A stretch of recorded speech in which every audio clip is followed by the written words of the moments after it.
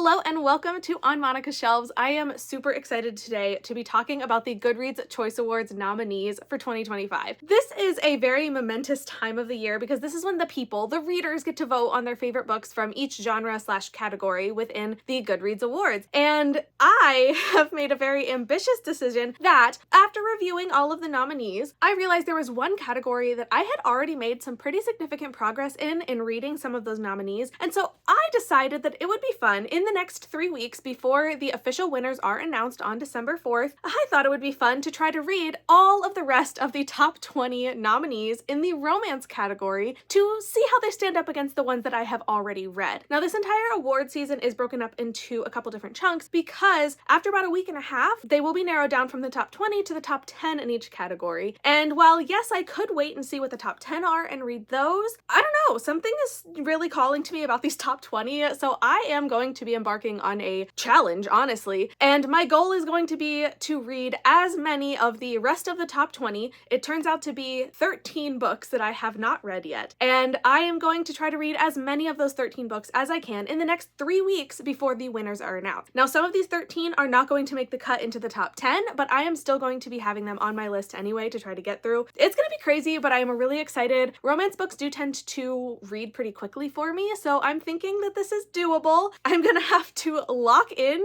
but I am really excited for this. So to start off, I just want to run through all of the top 20 really quick, and I'm going to start with the ones that I've already read, and I actually own all 7 of the books that I have read on the list already, so this makes it super easy. So let's run through the 7 that I have already read and therefore will not be reading here. Starting off with an author that has 2 books on the list, we have Brynn Weaver with Scythe and Sparrow, which is book 3 in the Ruinous Love trilogy, and we also have Taurus Season, which was the newest release and is the first book in the Seasons of Carnage trilogy. Next up, we have Say You'll Remember Me by Abby Jimenez. This was my #1 book of last year. I had early access to this and it was my favorite book of last year, so just putting that out there.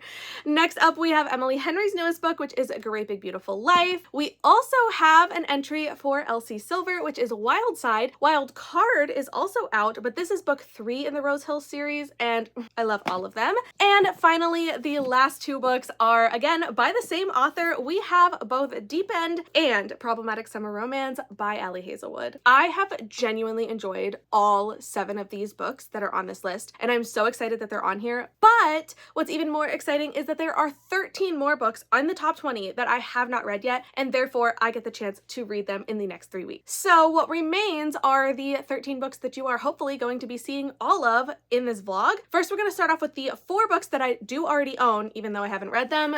First off is First Time Caller by B.K. Borison. I do have 2 editions of this as well because I have the Afterlight and the Owl Crate Romance versions and still haven't read it, so here we go. Next up is Story of My Life by Lucy Score. I have read many books by Lucy Score by now, but not this one, so I'm really excited that this one's on the list. Next up is Can't Get Enough by Kennedy Ryan. This is not the first book that I've owned by Kennedy Ryan, but it will be the first book that I read from Kennedy Ryan because I have not experienced this author yet, and I so badly want to, so I'm very excited about that. And then finally, the last book that I do already own is The Favorites by Lane Fargo, and I have heard so many good things about this book, and I cannot wait because I love figure skating, and I can't wait to find out what this book is going to do to me. Now we get into all of the rest of the books that I have not read and do not own, and therefore will be accessing from my library, from Libby, or various other places that I can borrow these books in order to get them read. And there's only one author in the entire rest of these books that I've actually read before in general, so the only repeat author for me is going to be Laurie Gilmore. So The Gingerbread Bakery is on this list, so I will be trying to read this one. I did read the very first one and I enjoyed it as a little bit of like a cozy kind of romance story. It was very Hallmark movie-esque. So even though I didn't end up reading the ones in between, I think this is like book 4 or 5 in this series, and while I didn't read the other ones, I am really excited to try to pick this one up. But the rest of these authors are going to be brand new for me. So we have Beg, Borrow, or Steal by Sarah Adams. We have One Golden Summer by Carly Fortune. Till Summer Do Us Part by Megan Quinn. If It Makes You Happy by Julie Olivia. Spiral by Bal Cabra. King of Envy by Anna Huang. Love Arranged by Lauren Asher. And Rewind It Back by Liz Tomford. So yeah, I have my work cut out for me. I am really excited about all of these books, but I am also very aware that some of these books are going to be later books in a series. So some of them I may have to evaluate when I get close to reading them to see if it makes sense to pick up this book or if I should be starting over at the beginning of the series, and that may impact whether or not I'm able to read it within the next 3 weeks. but I'm going to do my best to read as many of these 13 books as possible. Wish me luck because I have to get started right away. Now, I did already sort through my Libby holds and figure out which books I do have available to start with. So the very first book that I'm going to be reading for this vlog is Beg, Borrow, or Steal by Sarah Adams. I haven't read from this author before, but I've heard really, really good things. I know this is kind of typically like a lighter rom-com kind of vibe, and I'm really excited to see what this story is going to bring. Sounds like this is going to be a like enemies slash nemesis to lovers kind of vibe with two people who find themselves forced to be around each other, which forced proximity is one of my favorite things, and I am so excited to see how this is going to play out. So without any further ado, it is time to jump into these books because I have no time to waste. I am going to be doing nothing else but eating, sleeping, and reading for the next 3 weeks, so I will check in with you a little bit later once I've made some progress in this very first book.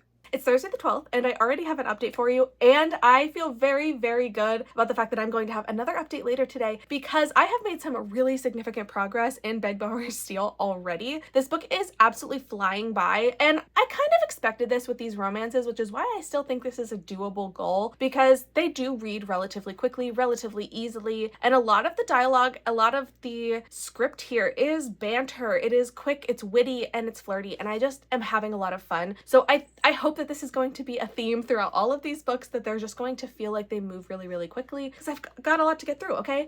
But let's start with this first one. First of all, I am 64% of the way through this book, which is insane because I started it yesterday, but I flew through it. Like, I feel like every time I sit down to read this, no time goes by and suddenly I look down and my percentage is like 15-20% higher. And that is such a good feeling, but I also am really enjoying the content of this book. I think it is a lot of fun. These two nemesis, they are self-proclaimed enemies from college, and they have just been at each other for like 10 years. And finally, when they reconnect, because they work together, they now live next to each other, and they find themselves running into each other a lot. They are going to finally start to kind of see what the truth is behind the banter and behind the fighting that they've done all these years. And the secret here is a lot of sexual tension. Okay, this book is littered with tension for the entire first half of the book when these two are absolutely clawing at each other's throats, and it is so good. It's so good. I will say the first couple of chapters started off a little bit rough for me with our female main character because I think Emily started off being a very, I don't want to say pick me girl, but a very like woe is me. She really did put herself as the victim in every single situation. And I could tell already it was a very like caricaturized version of this type of a character because she quite literally believes that this man single-handedly only ever worried about making sure that her life was miserable. And I'm like, girl, in what world does anybody have that single-minded focus of like ruining somebody else's life, especially when they've got their own things to be dealing with? This felt very caricaturized in the first couple of chapters, but I think things even out. They balance out a lot as the chapters move on, and as we get to know both of these characters, we see a little bit more foundation. We see like why they behave the way they do, and we get to see them interacting together a little bit more. And the more that happens, the more I think the tone and I think both characters seem to feel more well-rounded. But yeah, Emily was a little rough at the beginning, but between Emily and Jackson, I love them. I love the dynamic. I love the joking kind of vibe that they have, the way that they pick on each other, but the like feelings that you can already feel in the background before anybody's willing to admit it. I think it's great. It's a lot of fun. Sitting at about 2/3 through the book, I don't have a whole lot left, so I am planning on finishing this today, and then I can pick up my next one, which is really, really exciting. I am, again, flying through this, which is really great, but I am really hopeful this is going to stand up for the last third of the book. I don't know if there's going to be a third act conflict, but I guess we're going to see, and we're going to find out what that is. There is a very big secret that is still hidden here, that Jackson is a published author, and Emily really wants to be a published author, but she doesn't know that he writes under a pen name. So that secret is still hanging in the balance, and I'm a little nervous how it's all going to unfold and become, I'm assuming, the central conflict here. But I'm gonna hold out hope because I am having so much fun. I think right now this is probably leaning towards a 4, maybe 5 stars, because I do think a lot of the moments in the last third, the middle third of the book, I think was so strong. There was a very intense, sensual, intimate scene that happened that was so well written and so beautifully done. I really, really loved that scene and how it ended up feeding into the things that happened afterward. And so I go back and forth right now in my head between 4 and 5 stars, especially because at the beginning, just not loving Emily right from the get-go, but I'm going to withhold my judgment until I finish the book, and I can't wait until that happens. I'm just gonna say it, that I will be back later today to tell you how the ending of this book goes. So I told you I was gonna finish this book today. I just didn't really expect that I would finish it quite as quickly as I did. It is noon and I am already done with my book. I've already got my kitty cuddles and I already have my next book picked out. But before we move on to the next one, let's talk about the ending of Beg, Borrow, or Steal, because I was so pleased with how this book ended. And some of my third act conflict concerns ended up being unnecessary concerns, because I really liked how this book ended up kind of progressing through the ending. And it was just so good, especially as my first Sarah Adams. And honestly, I do wish that I had started with the beginning of the series. Deciding to read all of the romance category means that a lot of them are standalone within the series, that you can read them out of order and you can still enjoy them. And so I am definitely leaning on that, because a lot of these books are going to put me right in the middle of a pre-existing world, a pre-existing story, but with new characters. So with Beg, Borrow, or Steal, they are siblings in each book. And we are now in book 3 for this one, and I really love getting to be introduced to the other siblings, and also being prepared for what sibling is going to be featured next, and kind of getting excited to see what that story is. So yes, I will absolutely at this point be going back to read the other two. I believe it's When in Rome is book 1 and Practice Makes Perfect is book 2, which are going to be the other two siblings in the family that are in their pre-established relationships in this book. But I think the side characters really did a good job of supporting our two main leads here, because between Jackson and Emily, there's so much tension and there's just so much going on, and a lot of this ends up towards the end becoming a very deeply emotional type of intimacy. And I like getting to see that build up from the beginning, where we have this just like brutal tension of their hatred and the way that they pick on each other, but then by the end they are leaning on each other and trusting, and like they need that support from each other. But at the same time, Emily is also getting this incredible support from her family, which is really great, and we get to see all of these different dynamics explored. So this was such a fun book. Deciding my rating has been really difficult. Do I want to give this 5 stars? I kind of do.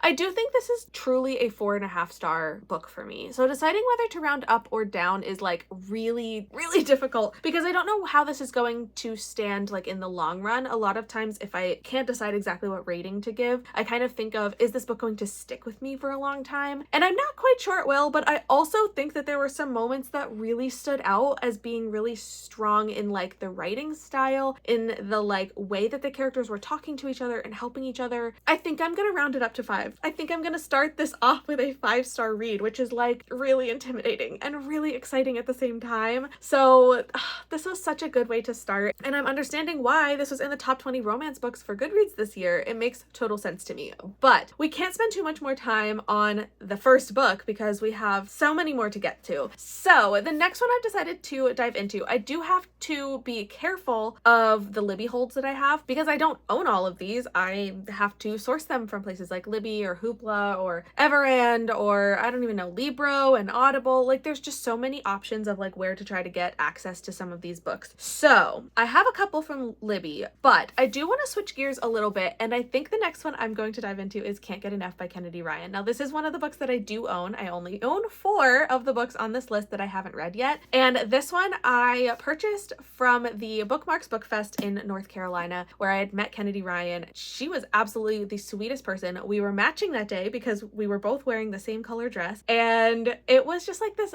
really fun experience of getting to meet her and get to like see the way that her readers love her and her books. I have not read from Kennedy Ryan yet, but everything I have heard has made me believe that I am going to fall in love with her writing and fall in love with her stories. Now this is another book 3 in a series, just like the last one I read, but I have heard from multiple people who have read these books, read from this author before, that jumping in book 3 is again not going to be a problem here. I am going to be able to enjoy this just as much as if it was book 1. So I am super excited to jump into this. I also didn't realize that there was an art print in the beginning of the book. There is adorable art just like generally printed on the title page, and then we get to the page where my book was actually signed.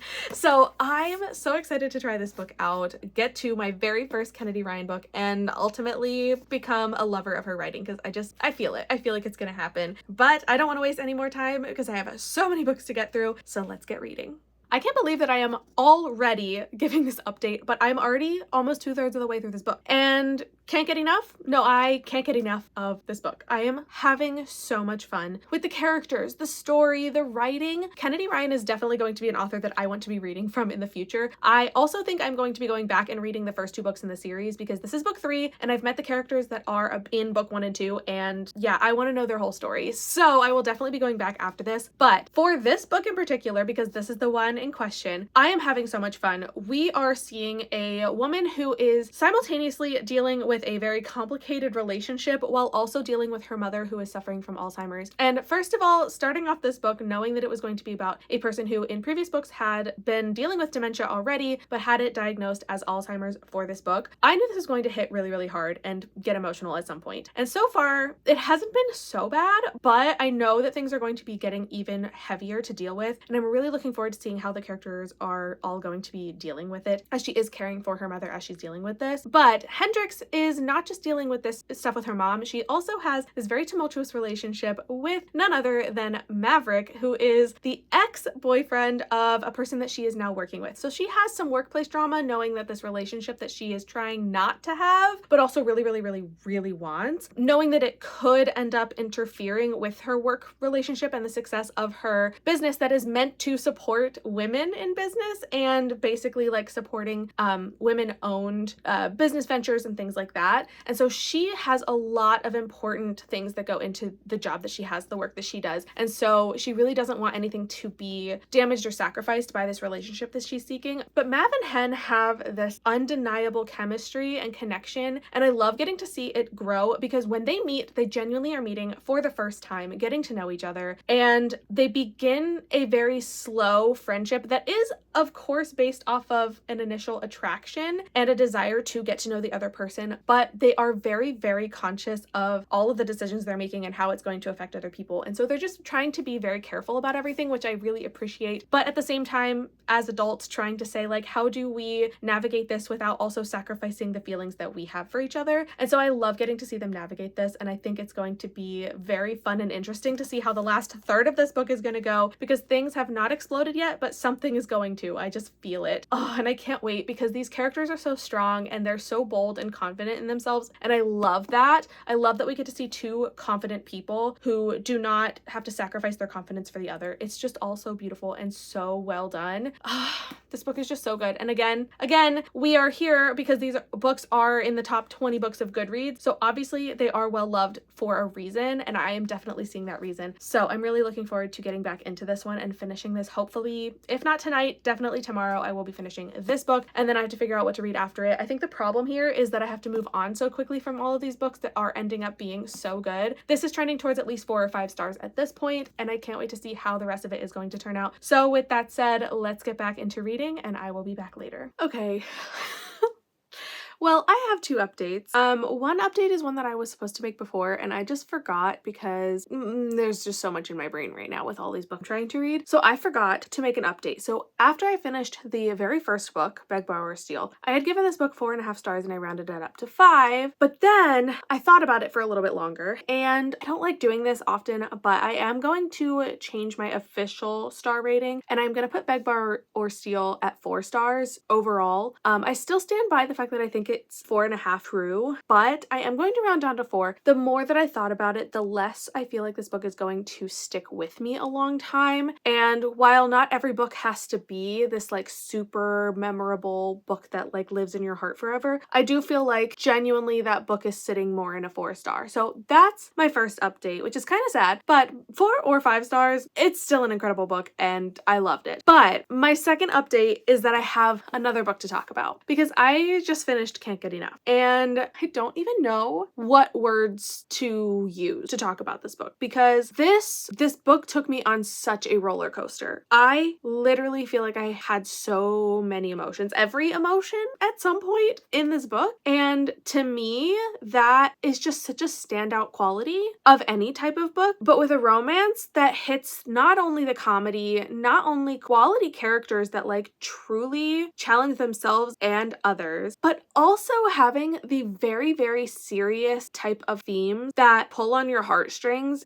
This is just such a special story, okay? So let's get into how the heck the end of this book ended up wrecking me. I was laughing from one page and crying on the next because of what this book took me on. I mean, this was insane. Hendrix and Maverick are two very, very special characters who are both very ambitious, very confident, very bold. I don't want to say unafraid of their feelings, but they are very self-aware. I do feel like both of these characters carry more of a self-awareness than a lot of main characters do in a romance story. And so I think those qualities set them apart from some typical couples that I'm used to reading in other books. And I loved how those qualities fed into how this story actually progressed plot-wise. First, let's talk about Mav, okay? Because this man went above and beyond. He took above and beyond because he was down so bad for Hen. And it was so cute and beautiful to get to see the way that he was willing to chase her and pursue her no matter what, but like in like the respectful way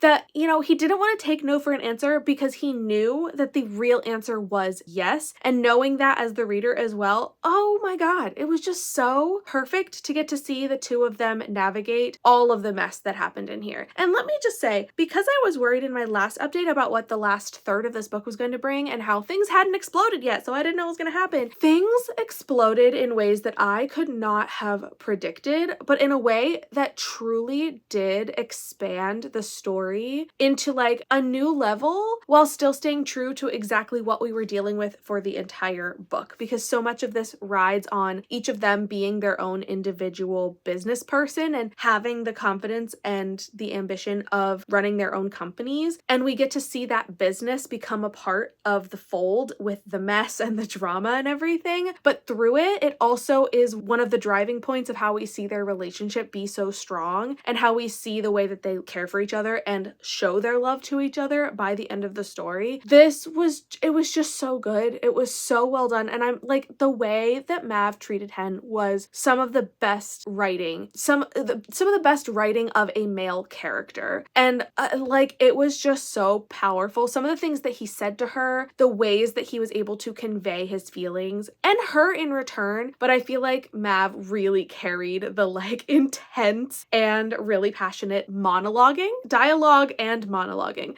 So it's just, oh my God, so good. But Hen herself is also such a complex character, and I really, really, really want to go back, even more so now that I'm done. I really want to go back and read the other stories to see how she slots in to her best friends, who are also in this story quite a bit. They were in here. I'm gonna be honest, I do wish I had started with the other two. I wish that I had the foundation to build everything up a little bit more, because I see a lot of both Soledad and Yasmin in this book, and I really wish that I could have seen the progression for their relationships to where they are for the context and like the timeline in here. But I am still very excited to get to read them from the start and see how it all comes to fruition. So like, just everything in here just felt so well-rounded, very balanced. Yes, there were some very spicy scenes, but everything felt like it was the perfect timing. It was the perfect way to portray the intricacies and the complex timeline of their relationship and like how that all fed into the drama. Like, oh my God, this book was so good. This is 5 stars. This is a 5-star read, and like I mentioned at the beginning, that Beg Borrow Steal, also technically I gave it 5 stars before, but I lowered it to 4 because I felt like it wasn't sitting with me. I decided that like yesterday, and I just forgot to talk about it because my brain's everywhere. But this book, this is the kind of 5-star read that like I am going to continue thinking about this, and I'm going to continue thinking about like the precedent that this sets for relationships in general. I feel like this is just such a special couple that I love so much, and I'm going to be thinking about it, which is why this is getting 5 stars without a doubt. I loved this book, and I am so excited that this was my first Kennedy Ryan, and it will 100% not be my last. This was incredible. But the thing is, I have so many books that I need to still get to, which means I have to jump into my next one. And I took a couple of minutes to try to figure out exactly where I wanted to head in what direction, because this book definitely took a darker turn. I didn't even talk about the more emotional aspect of this book, which really formatted. I want to go back. It's so chaotic, and I'm sorry. But I do want to go back for a second to this book, because the more serious tone of this really does revolve around Hendrix and her mom and the relationship that they have, but also the caretaker responsibility that Hendrix feels, along with Hendrix's aunt, Geneva, who the two of them are helping to take care of her mom when she is dealing with Alzheimer's. And this part of the story is heartbreaking because you are seeing not only the deterioration of the mother, but also the deterioration of like hope. Not so much the hope, but just like the tiredness from the caretaker side, and like getting to see both of those things simultaneously. Like, it is heartbreaking. It was done so well in here that I really loved getting to read it. And there were moments that like had me like, oh my God, what's gonna happen? But I love how this all was rounded out, and it was just done so well. But it was also this perfect balance to the relationship. So we get the like silly, goofy, fun, comedic side, because Hen and Mav are hilarious together. But we also get that very, very serious tone that I think just like, again, made this book feel such like a perfect balance, very rounded and just perfect. Okay, that's enough of that. I do have to move on to the next book, which I was starting to say before that I was trying to figure out where I wanted to head after this. And I am going to pick up One Golden Summer by Carly Fortune. This one I think is going to be about a photographer. I'm not sure the dynamic for the relationship. I'm going to be honest, trying to read that synopsis had me really confused of what I was actually getting into. Now that could be because it's after 11 p.m. and I have lost all brain power. So that's definitely a contributing factor to me not comprehending the synopsis, but I'm gonna jump into it anyway. Now, I also said that this is the first Carly Fortune, and I do recognize that this is technically book 2. I have no idea if I'm supposed to read book 1 first, but I'm not. This does seem like it is marketed fairly decently as a standalone.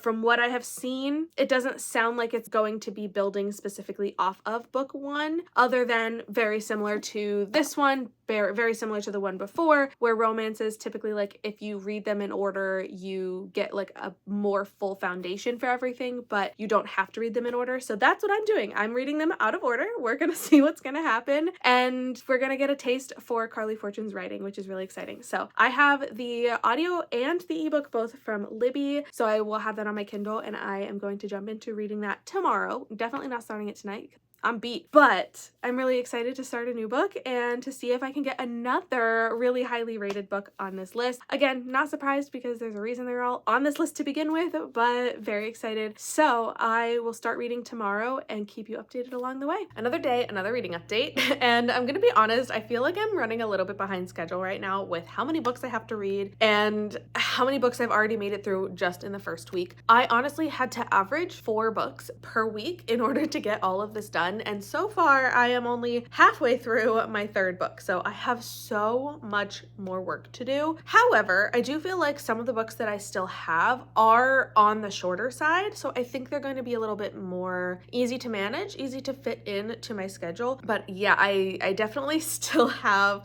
a long way to go. But for now, I am halfway through One Golden Summer, and honestly, I am really, really enjoying this book. I wasn't quite sure exactly what I was going to get into. Again, the synopsis just like did not give me anything to go on.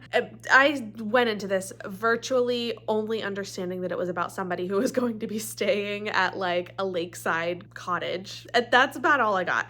However, where I am now, I understand the trajectory of the story. We have Alice, who is staying at the lakeside cottage with her grandmother, Nan, and the guy across the lake, Charlie, is going to insert himself into her life. He is a very social, very like boisterous kind of person, and he's going to literally like just work his way into her life, into her grandmother's life, and the two of them are going to kind of work this really unexpected but really beautiful friendship, and they're currently working through some romantic tension that is so good. It is so good.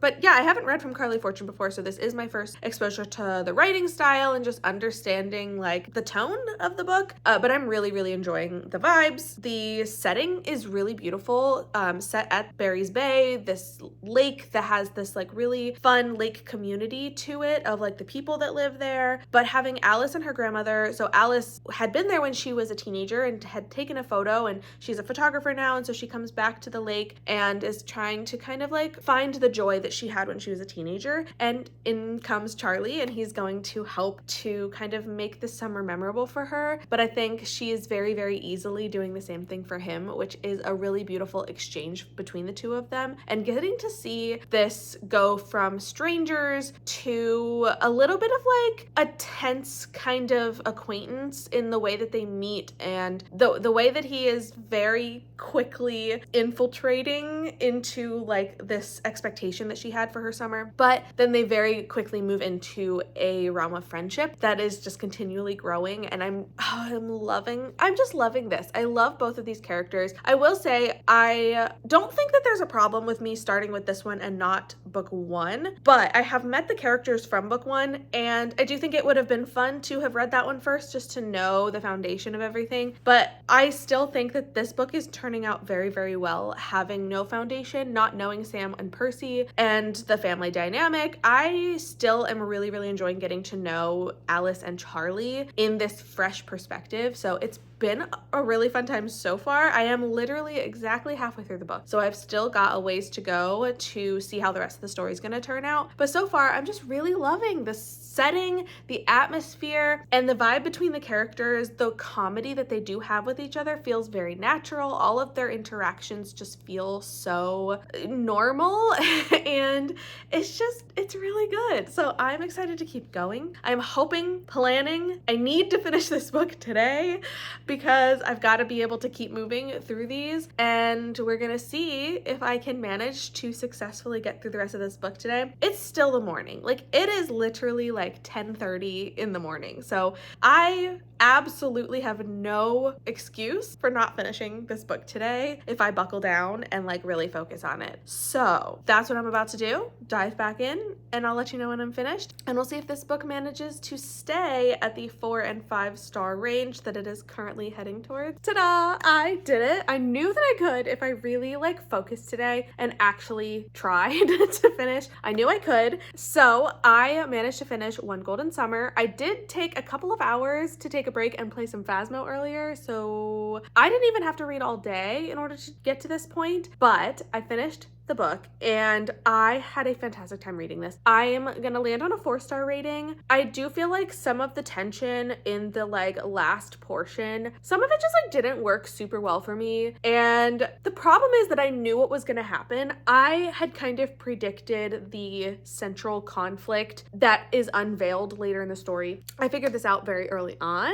I was able to pick up on the pieces, the clues that were hidden throughout, and so I knew it was gonna happen. It was not surprising at all to me. What exactly it was, I didn't quite know. I did not love how it was played out though. I really wish that Charlie had handled the situation a little bit better. I feel like I just don't quite understand why the miscommunication and the lack of communication was necessary in this instance. It just felt like a very like convenient conflict where if they were acting like real mature adults, like they were trying to do, I don't think that this would have been the outcome. And so I just did not love it. However, I do still love Alice and Charlie, and I love getting to see their relationship blossom throughout the book. The tension, the way that they have this like flirty banter throughout the entire book was incredible. I loved it. I loved their dynamic. I loved getting to see the way that each of them started to kind of fit into each other's lives. Even though everything was very central to being at the lake for the setting of the majority of the book, we still get to see Charlie get to work into Alice's life and her friends and family, and we we get to see Alice getting to be introduced and kind of work into Charlie's life and with his family and his friends. And so getting to see both of those things mash were so good. The ending, and like this is coming from someone who is very hit or miss with a third act conflict. If it does not feel like an actually essential type of thing, like this is a realistic way that people would be responding, then it's fine. But for this, I didn't love it. So that definitely, I'm not sure if that was the only factor that kept it from being 5 stars. I'm gonna be honest, I liked this book a lot and I obviously read it very quickly, but I do still feel like it wasn't necessarily hanging on like a 5-star read typically would. So I think 4 stars feels very, very fair, but that conflict was definitely the biggest issue I had. But it is fine because I get to move on to my next book. The problem is I don't quite know which one I want to do next. I have 2 main options that I'm deciding between. Both of them I own physically and they're not in this room with me and I don't feel like going to get them. But anyway, so my 2 options are First Time Caller by B.K. Borison. This one I'm buddy reading with like multiple people, but especially with Mel. And so I kind of want to coordinate and make sure that she's ready to start that one. So I don't know if First Time Caller is going to be next. The other option is Story of My Life by Lucy Score. I am really excited to try either one of these. I do have to go start my Lost watch along very soon, and we're in season 3, which is like a crazy season, and so I do have some time to decide because I'm not going to be reading or picking up my next book within the next couple of hours anyway, so I have some time. But those are the 2 that are on deck. It's gonna be one of those, I'm sure. I just don't know which one, so stay tuned for me to actually make a decision for once. All right, not gonna lie, the book that I have started today is definitely the most anticipated read on this entire list. It is a book that I have had on my TBR for months. It is a book that I have been meaning to get to for so long, have heard nothing but incredible things about this book, and it is an author that I have already read from and know that I do like the writing. So in general, this is probably my most highly anticipated book on this entire list, which means there's a lot of pressure riding on it, and I am very pleased to say that now that I am just about 50% of the way through, I think I'm just shy of the 50% mark, but I am reading First Time Caller by B.K. Borison. This is the Owl Crate romance version. I love this design. I am obsessed. This is just the naked hardcover. The dust jacket's over there. I am obsessed with this edition of this book. I cannot even put into words how absolutely stunning this is to me. Like, I am obsessed with the entire outside of this book. Then there's also some absolutely breathtaking artwork in the end pages. But like, one of the things that I love about most for this book is the fact that the physical makeup of the book is incredible. I feel like when I'm opening this book, it is the most comfortable way of a hardback to fall. The pages feel very, very like strong and not that weird coarse rough material, but it's a very smooth page. I don't know how to express it because like all special editions are made differently, and this is an Owl Crate, and not all of my Owl Crate books feel like they're constructed this well, but like this one is immaculate and I'm obsessed. I have the Afterlight one from Illumicrate as well, and when I held both of them in my hands, this one just like felt better. This one just, I don't know, the construction of this feels a little bit nicer, which is shocking. I don't think that that's usually what I would say about Owl Crate versus Illumicrate. However, I love this one. Now, sitting about halfway, let's talk about the actual story because that's what we're here to talk about. I am obsessed with this already, okay? I'm obsessed with both of our main characters. Aiden is the radio host who talks about love, even though he like is a skeptic and doesn't really believe in like hardcore romance. But Lucy is a single mother who accidentally finds out that her daughter calls in on her behalf to get some dating advice. The 2 are going to end up connecting and talking about love and romance live on the air, and things are going to progress from there. First of all, let's talk about some of the highlights so far. Again, not even halfway through, and I am already freaking obsessed with the entire dynamic surrounding both of these characters. We know of some of the people that are in Aiden's life and just like the lifestyle that he is living. We know about Lucy's life, and Lucy's life is the thing that I am the most a fan of at this point as far as like the different, you know, friend or family groups that surround them. Knowing Lucy's past, the father of her child, the way that they all interact, everything there is so beautiful and I love it. And I love all the characters that we get to bring into the fold for this. But on top of that, I also just love the natural way that these characters interact with each other. Lucy and Aiden. They have such a natural chemistry that allows them to get along, but have this like really fun, flirty banter without it being overtly flirty. Like, it is very subtle, it is very like friend oriented, and yet you can still feel a little bit of the emotion behind things. And I love that. I love that feeling so very much. But the thing that really got me, and this was probably like a quarter to a third of the way through, okay? This was a little bit ago. I want to say this was around the 30% mark, maybe. I had a moment where I cackled. I laughed out loud for minutes, like at least 3 minutes straight. I was just cackling. I could not settle myself and I had to take a break from reading because I was laughing so hard at Lucy talking about her celebrity crush. And like, this book just felt a little bit too real for me because Lucy was talking about her celebrity crush being Alan Alda from MASH, but like specifically from when he was younger. But Aiden makes the joke about like, isn't that an 80-year-old man? And if you know me, and if you know anything about the way that I get joked and like, friendly picked on by everyone who knows me, and how much I love old shows, old things, and I just love like specifically sweet old celebrities, okay? So to hear her say how much she loves Alan Alda, I also love Alan Alda. And let you in on a secret. Back when I used to work a retail job and I was unpacking shipment boxes, we could listen to music or something while we were working. And this is actually how I got introduced to audiobooks, was through this process. But I would alternate between audiobooks and podcasts. And there was a time when I was doing this retail job that I was listening to Alan Alda's podcast. I can't, because I love that man. I love what he has done and the things that he's stood up for and the things he's spoken about. He has such a like eloquent way of speaking, but also just like, I love hearing this old guy talk. Like, he is so sweet. I can't believe I'm admitting this, but no, I listened to Alan Alda's podcast. So when she started talking about this man and getting teased for it, rightfully so, I just felt personally connected to Lucy in that moment. And I'm really excited to see the rest of this book and like how other qualities may end up being similar. But that literally had me, like, I lost it at that line. So safe to say that this book is going very, very, very well, enormously well. And I can't wait to finish it. Honestly, I think I'm gonna try to finish the rest of this book today. I literally started it this morning, and I think I'm gonna try to finish it by the end of the day today because of how much I'm loving this. And I just, like, I don't know, the feeling of being able to devour a book, like, practically in one sitting is, like, the greatest thing. So I think I'm gonna try to do that. We will see, and I will keep you updated, but yeah, that's the progress. That's how it's going, and I love this. It makes me really excited for the next book. That's not even out yet, but I need more. I need more immediately. Thank you and goodbye. I finished First Time Caller in one day.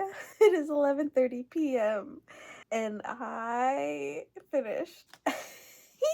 I'm a little delusional right now because this book was so good and my brain can't handle it. I don't know how to formulate real thoughts, but like I finished this book. Sat with the book closed in my lap for like 20 seconds, and then I almost started to cry. I almost started to cry because it was so cute. It was so good.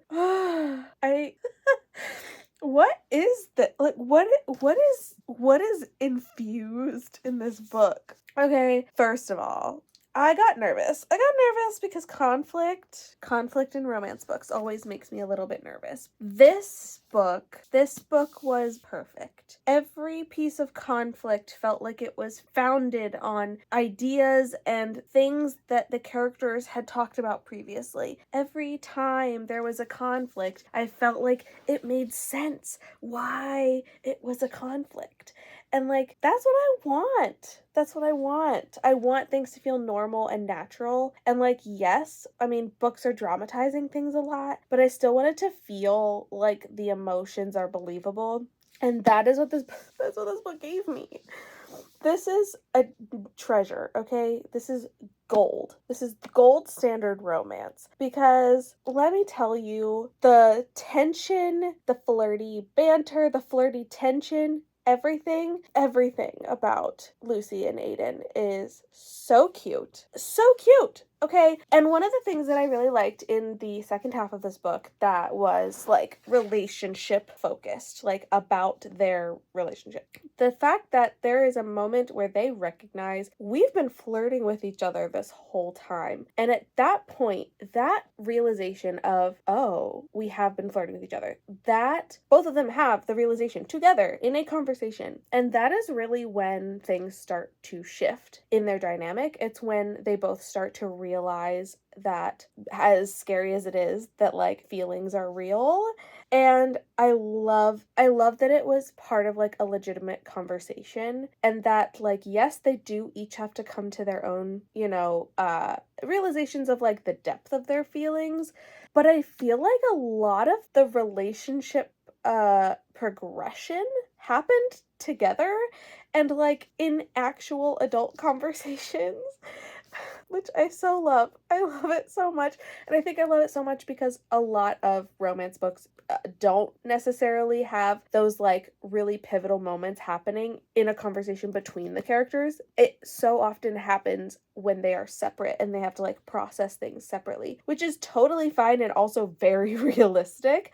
But I think that's why when it does happen, I appreciate it a little bit more too, because you get to see that other side of the coin. And I just loved it. I loved it. And on top of that, the way that the side characters, everyone surrounding both Lucy and Aiden in their lives, is 100% on their side, 100% in support of them finding happiness. And like, sure, that does mean letting them make their own decisions, make their own, not necessarily mistakes, but just like navigating it themselves, but still supportive and like trying to like nudge them in the right direction. Oh, it's just so good. Every relationship, every dynamic, every single thing, every character in here was lovable and fun and incredible.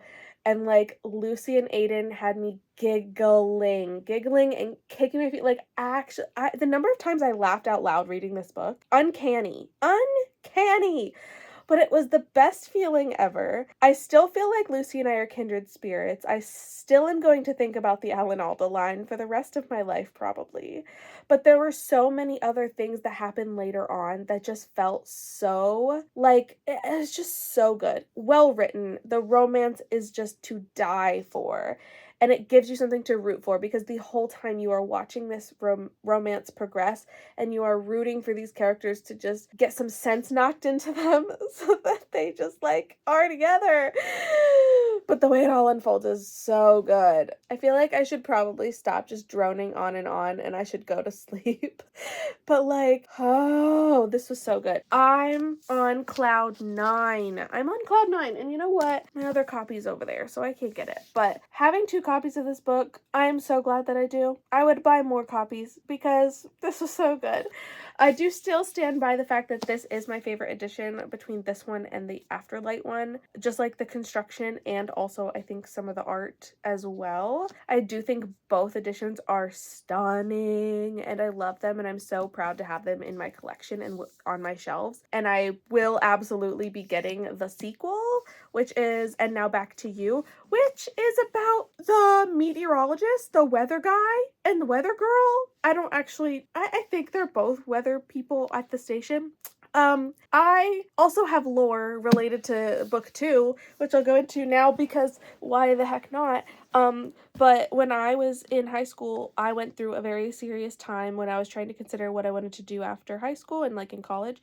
I almost went to college for meteorology because I had a severe fascination with storms and weather patterns, and I wanted to be, well, okay, I technically wanted to be a storm chaser. Like I really wanted to be like going after tornadoes, which is like also really unsafe, but I really wanted to be a meteorologist. And so like anything that has to do with the weather or people who are like whose jobs are the like I'm fascinated by it. And so the fact that not only was this book perfection and like actual perfection, but now I also get a sequel with characters that I already know and am fascinated by, and it's about a topic that I am very passionate about and that I'm so excited for. The book's not out yet, so like I have to wait, but I am very excited and now I get to anticipate it and it's just like the best feeling. So anyway, I'm not even going to begin to think about what book is next, so you can be surprised the next time I check in because I'll be surprised too once I decide what I'm reading next. There's still plenty of options because I'm not even halfway there to how many books I have to read for this. But reading a book in a day is definitely some good progress to getting on track. So that's what I've got. In case you were wondering, this is a 5-star read without a doubt. And at this point, I believe this will probably make it in some of my top lists at the end of the year. Okay, that's all I got. I'll check in later. I need to go sleep and like let my brain settle down. So I picked my next book and then I accidentally read the whole thing without giving any updates. So we're gonna do an entire book summary review all at once because yeah, I don't have an excuse. I just didn't give any updates. So the book that I decided to pick up next was Spiral by Bal Cabra, and this book is about a hockey player and a ballerina, which is super fun because one, I have been really enjoying a lot of sports romances this year, so it was fun to kind of get to continue doing that. But two, reading about dancers is super fun for me because I did dance when I was younger, and so I get to relive some of those moments and like I get to understand a little bit more about like what the feelings are, and like when they mention dance moves, I'm like, oh yeah, I remember doing that. So reading about dancers is always a super fun time for me. So I was very excited for this book, but even more so because this is also a fake dating trope, and fake dating is one of my favorites. Honestly, it's something that I always gravitate towards. I think it's just such a fun trope to read in romance because I feel like it builds a lot of tension because you have the is this real or is this fake feeling, and then you also have them doing things, behaviors, and just like little acts that are to build up the narrative of this fake relationship, but like really over time they realize that they're doing them because they like to do that. So that's what I love so much about fake dating. Here's the thing. I feel like this book was missing a very core element to what a fake dating book typically feels like for me. So overall, I am gonna land, I think, on a 3-star for this book, which is really sad because I loved the concept. I really loved the characters. I loved what they were doing and what they were saying. I just feel like there was something missing for me. This is only an 11-hour audio. Like, this is a very short book, but I felt like there were multiple times where I was just like trying to fight to get through to the end. And that's not the best feeling, but I also know like this is a good book. It just had pieces that were missing for me. So we have Elias, who is the hockey player. He has this reputation in the public for being a playboy and like sleeping around and just having girls all over the place, which is basically as far from the truth as it could possibly be. But then we also have Sage, who is an aspiring ballerina. She is very, very talented, but she definitely came from a rough upbringing. She's been fighting for herself and she's been like trying to like fight against basically all of the odds her whole life. And so she needs to become more well-known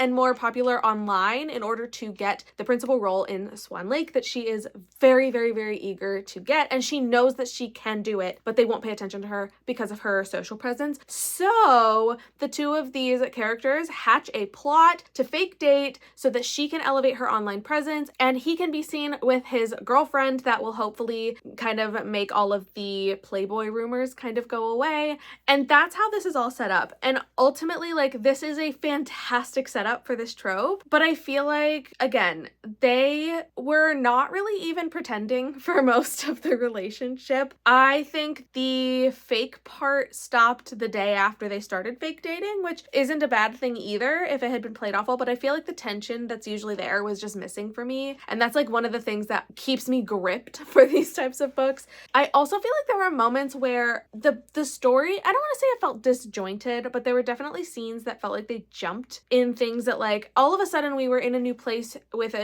doing something else, and I felt like the previous scene didn't feel like it had quite ended, and that just felt like a little bit weird to be kind of tossed around like that. Everything still made sense. Everything, like the timeline was fine. You know, it wasn't like messy. I just feel like there were moments where like you finally get into this point of like I'm invested, and then we shift gears and go go somewhere else or do something else, and like I'm taken out of the like moment that I was so excited for. So I think that also was like not great. But here's the thing, Sage and Elias were down bad for each other from the start, and that's also incredible. Like I do love when the two of them are literally willing to do anything for the other, and they will defend the other, support the other, and like I loved getting to see that build. We also have an incredible supporting cast here of friends who are absolutely their like number one supporters, and like that's the found family is really, really strong in this. And this is I don't actually know what book this is in a series, but I think it's book 2 maybe. So book 1 does set up who these hockey players are, and then this one we get to build it out even more, which is really great. And honestly, again, other than the fact that Aiden and Summer, who were the characters in book 1, they were in this book quite a bit, but I also don't feel like I missed out anything by not having read the first one first, which is a great feeling for books that are supposed to be like standalones with romance. So all in all, like this was an overall like good experience, but there was something missing that it did not hook me the way that a fake dating romance should. So yeah, this one is going to get a 3-star, probably 3.5. I think this could be a 3.5 star, but I am going to round down to 3. But all in all, still a very quick read. It only took me 2 days to get through this, and now I am on to the next one. And speaking of on to the next one, I will go ahead and tell you which book I'm reading next, since I conveniently forgot last time. So the next book that I'm going to be reading is If It Makes You Happy by Julie Olivia. This book is a little bit longer. I think it's a 14-hour audio if I'm not mistaken. I have the audiobook from Everand, and I have the ebook from my library, from Libby. So I am going to jump into that one now and see where this book is going to take me. I didn't even look up the plot of this, so I have absolutely no idea what I'm getting into, but that is what I get to update you on later, because I need to do a midway checkpoint like I did not do for Spiral, which is my bad. So time to get into If It Makes You Happy, and I'll check in later. We are officially in car needs to warm up temperature. So while my car warms up for this morning so I can head into the office, let's talk about If It Makes You Happy, because I am already 70% of the way through this book. I do think this reads, I don't want to say like reads super fast, but it reads very easily and very calmly and peacefully, and I am having the best time with this like soft, warm fall small town vibe of a book. Plus, this book makes me laugh. It's just very heartwarming, and I love the like Hallmark movie vibes of this book. So we have Michelle, who has recently taken control of her parents' inn in this small town. It's a bed and breakfast.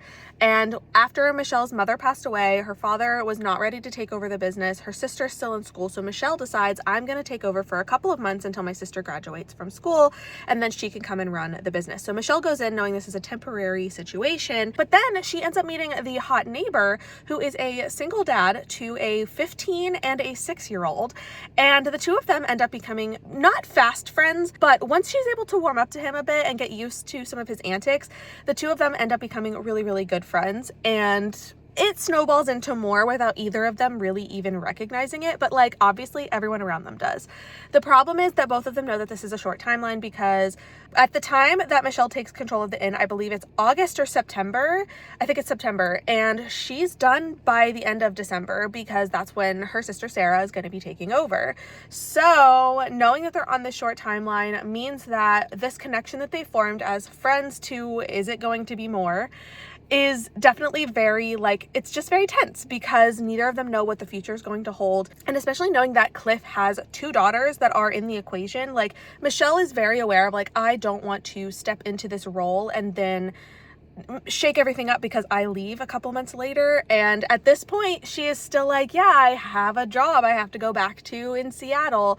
So I love the tension here between the two characters of trying to navigate what this tricky situation is going to look like, but also I really love the small town vibes. And this is set in 1997, so there's a lot of like nostalgia going on when they are mentioning the music that's playing, the celebrities that are big, the posters hanging on the teenagers' wall, all of these things. Like, now I was alive in 1997, but I was very, very young. However, I had older sisters who essentially I grew up with all of the culture that they had. Like, I grew up loving the things that my sisters did.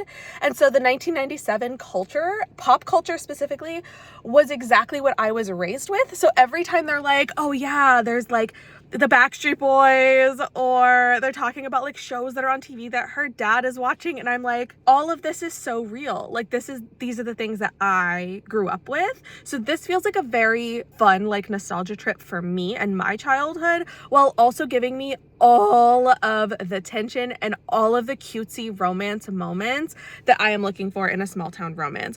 And knowing that this also has, I completely forgot, Cliff, the hot neighbor, he's also a baker, so we get this like small business bakery side of things too, and he's like trying to find the perfect pastry for her. It's literally so cute. Like everything about this book is adorable. And while I say it doesn't like read super fast, I feel like this is the perfect paced book to be able to sit and spend time like getting to know and love these characters.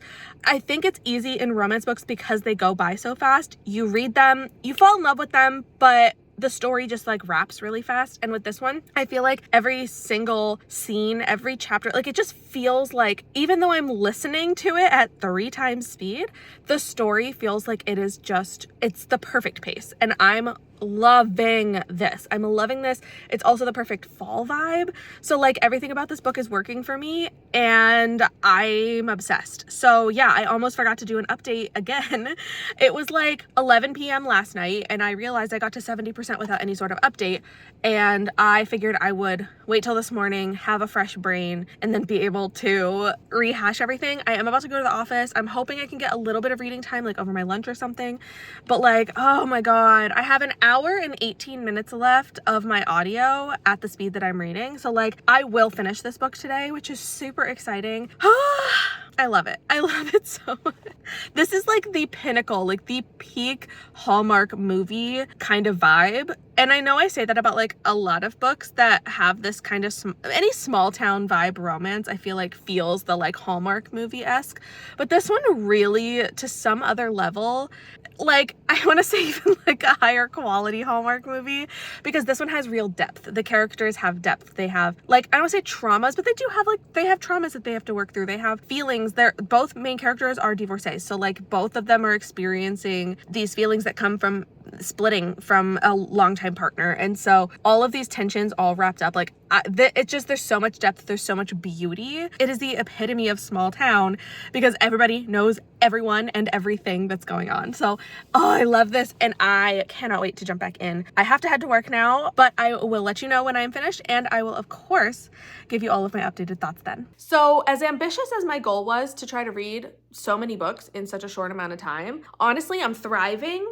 because I just found another 5-star read, and if it makes you happy, makes me so happy. I loved this book. I loved this book so much. Everything about it was brilliantly done. The setting, set in small town Copper Run where everybody knows everybody and everybody's business, and I loved it. It was beautiful. The 2 main characters, we have an innkeeper, Michelle, and a baker, Cliff, a single dad baker nonetheless. So we get so many different dynamics explored here in not just Cliff with his daughters or Cliff with Michelle, but also Michelle with Cliff's daughters, and getting to see the absolutely incredible scenes between them where the teenage daughter has no mother figure to really lean on in her formative teenage years. And so she looks to Michelle for certain things that are so sweet, and I absolutely loved those moments. But then like little Brittany, the 6-year-old, also having these moments where like she just wants to be loved by adults. And I absolutely loved getting to see all of the fun explored throughout the family dynamics, as well as the conflict of knowing that Michelle was only there for a short amount of time. And so there was always this deadline for when she would leave. And it's a romance. It's a happily ever after. Like, you know, that's what's going to happen. So it's just a matter of when, how does she come to this conclusion? And honestly, it was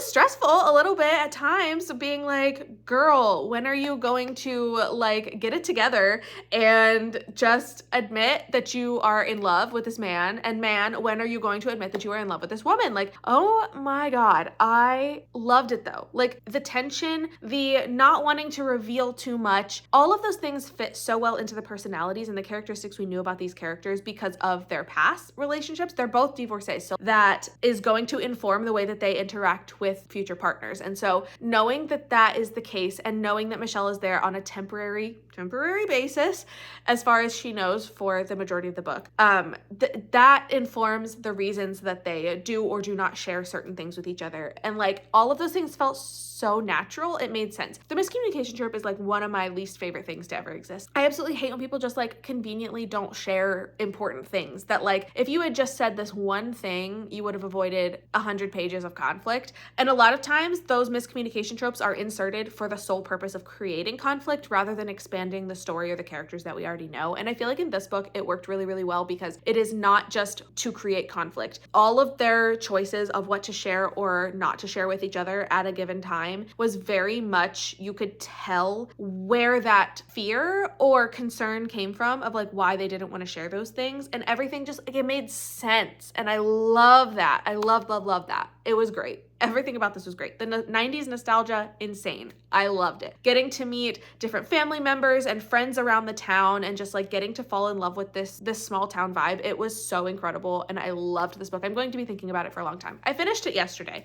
and I don't know why I didn't do an update, but I finished it yesterday. I've had almost an entire 24 hours to sit on this book and I'm still obsessed with it. Like, I love this. And I think this book could make it into a contender for some of my top books of the year. Like, it was that good. It was so sweet and so cute. But I have more books to get to, and so it's been about 24 hours since I finished this book, and I was not just twiddling my thumbs in that time. I went ahead and picked up my next book, and I am now currently reading The Favorites by Lane Fargo. I am already about 50% of the way through this book, so I've been making some progress, but this is a little bit longer, and I would say it's like a little bit of a slower read, like a slower paced kind of story than I was expecting, certainly, but just in general, I think it reads a little slower, so it's taking a little longer to get through. But this is not at all what I really was expecting out of a romance category book. Just like, yes, it's a romance, like the romance is the foundation here, but there is so much tension and so much conflict, and everything is so complicated in this book. We are following two ice dancers, Katarina Shaw and Heath Rocha, and they were childhood friends turned sweethearts and dance partners. And ice skating is already a dangerous sport, and when you add so many emotions, positive and negative, in, I literally reading this book is giving me the feeling that I get whenever I'm watching a live performance of ice skating, even like live on TV, even the Olympics or something, where like ice dancing and ice skating and also gymnastics, all of them give me the same feeling where I am just constantly waiting for something bad to happen, and I'm like my fists are clenched. Like, I'm like so scared that something's gonna happen. And with this book, I genuinely feel that. Like, I am, every time they take to the rink, I'm like, oh my God, who's getting hurt? It's very, very stressful. But also, there's so many complex relationships and dynamics and like characters in this book. And it's to show their like journey through trying to chase their dreams of ice skating and, you know, being gold medal winners and things like that. But this book is told in a multimedia format because we are getting to see in a documentary type style story of where they started and how they get to a specific point in their careers where like things explode, implode, I don't even know. There are like interviews with other ice skaters, with judges, with like coaches, things like that are giving you like the inside scoop on this pairing and all the drama that they encountered in their career. So this is like insane. I would say this is more of like a literary romance, like a literary vibe, than like a contemporary rom-com kind of romance. So this feels very, very, very, very different from any of the other romances that I have read so far in this video. Like, this is just a completely different tone. It almost reads with like the suspense and tension of like a mystery thriller. It's just very stressful.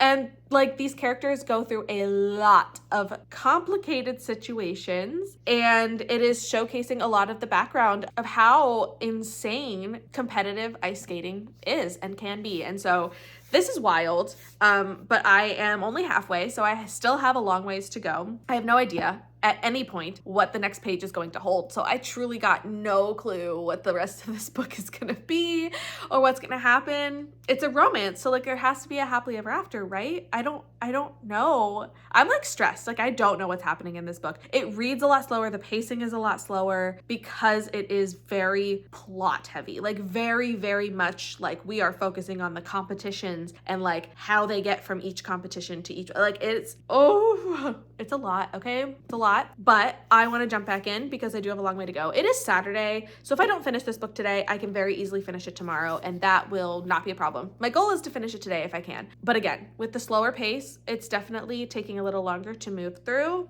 but I'm hoping for the best because I know so many people who have read and loved this book. I don't think I've ever heard a person who read this book and like actually didn't like it. So stay tuned for more because I have absolutely no idea what this is going to do to me. Happy Sunday morning. Today needs to be a very, very productive day. So we've got to get moving and we've got to actually get started on some things. I started off my morning by doing my nails. This week is Thanksgiving and it's a big birthday week within my family. So we are having a pretty big get together for Thanksgiving this week. So I did my nails so that they would look nice for when we have a bunch of family members descending on our house in just a couple of days. So I did that, and that was the first productive step of the day. I've been meaning to redo my nails and have them done for the last couple days, so having it done this morning ends up working, getting me ready for the day, and now I feel awake, I feel alive, I feel ready to jump into reading. But before I jump into reading, because I will be picking up a new book today, I have to let you know about what happened when I finished The Favorites. I finished this last night and I wanted to sit with this for a little bit because I wanted to be able to think about everything that this book made me feel. Because I'm gonna be honest, I felt pretty much every single possible emotion while reading this book, and it's made rating the book very, very complicated for me. And I want to go over that and like why that is and what my brain was thinking the further I got into this book. Now, overall, I did really like this book, and I know that I liked it, but there were things about the book that I didn't love or that really like had me very concerned while I was reading. And like those things really kind of took me out of what I was expecting to feel and get out of this book. And I think that this is broken into two different ways that I can talk about and review this book. One, I think in comparison to how this is marketed, and I say marketing as in this is a nominee in the romance category for Goodreads, and I don't think this should be considered a romance book. Now, I understand that this is also not an uncommon thought, but this is a literary fiction with a romantic foundation. The romance was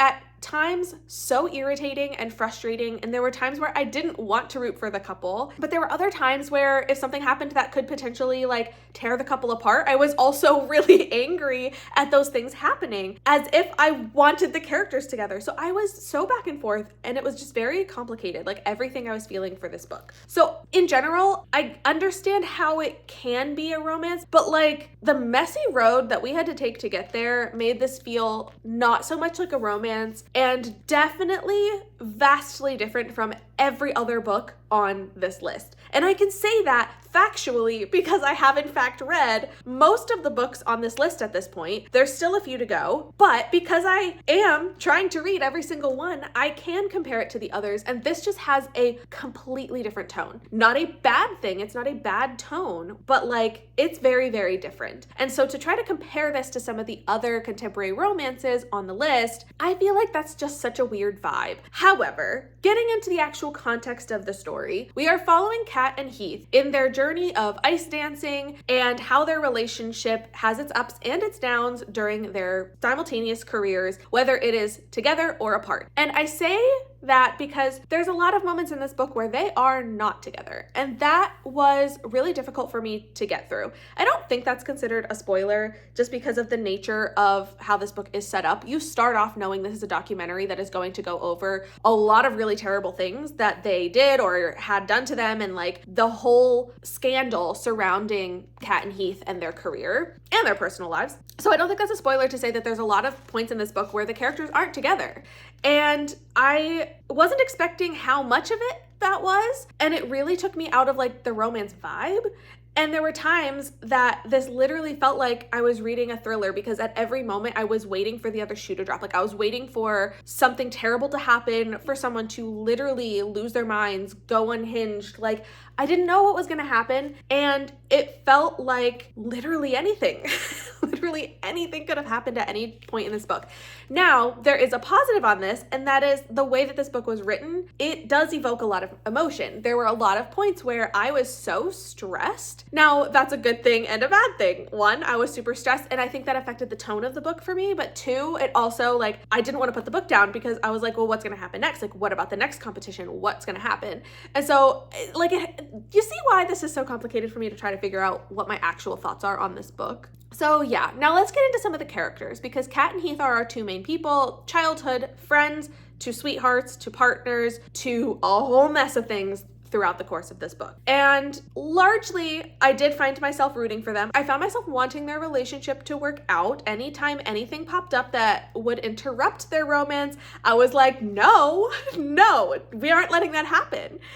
But at the same time, when they were together or when they were having issues, they're very toxic. Like that's part of the story, is they have a very toxic push and pull kind of relationship.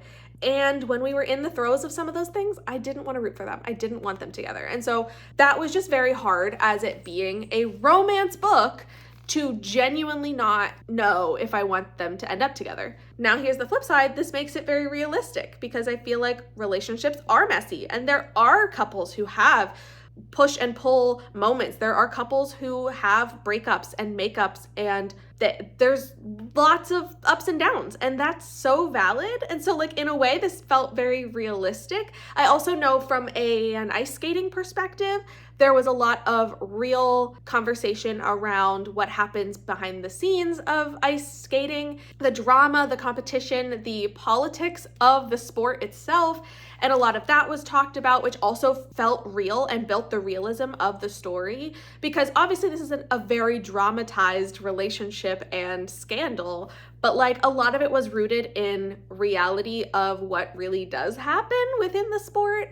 And yeah, it was all a lot, but it was overall very, very good. So like, I enjoyed my time, but I finished the book being like, what the heck did I just read? Like, what? What? I struggled, okay? I struggled a lot, but I did come up with my official rating for the book. And I'm gonna go with 4 stars.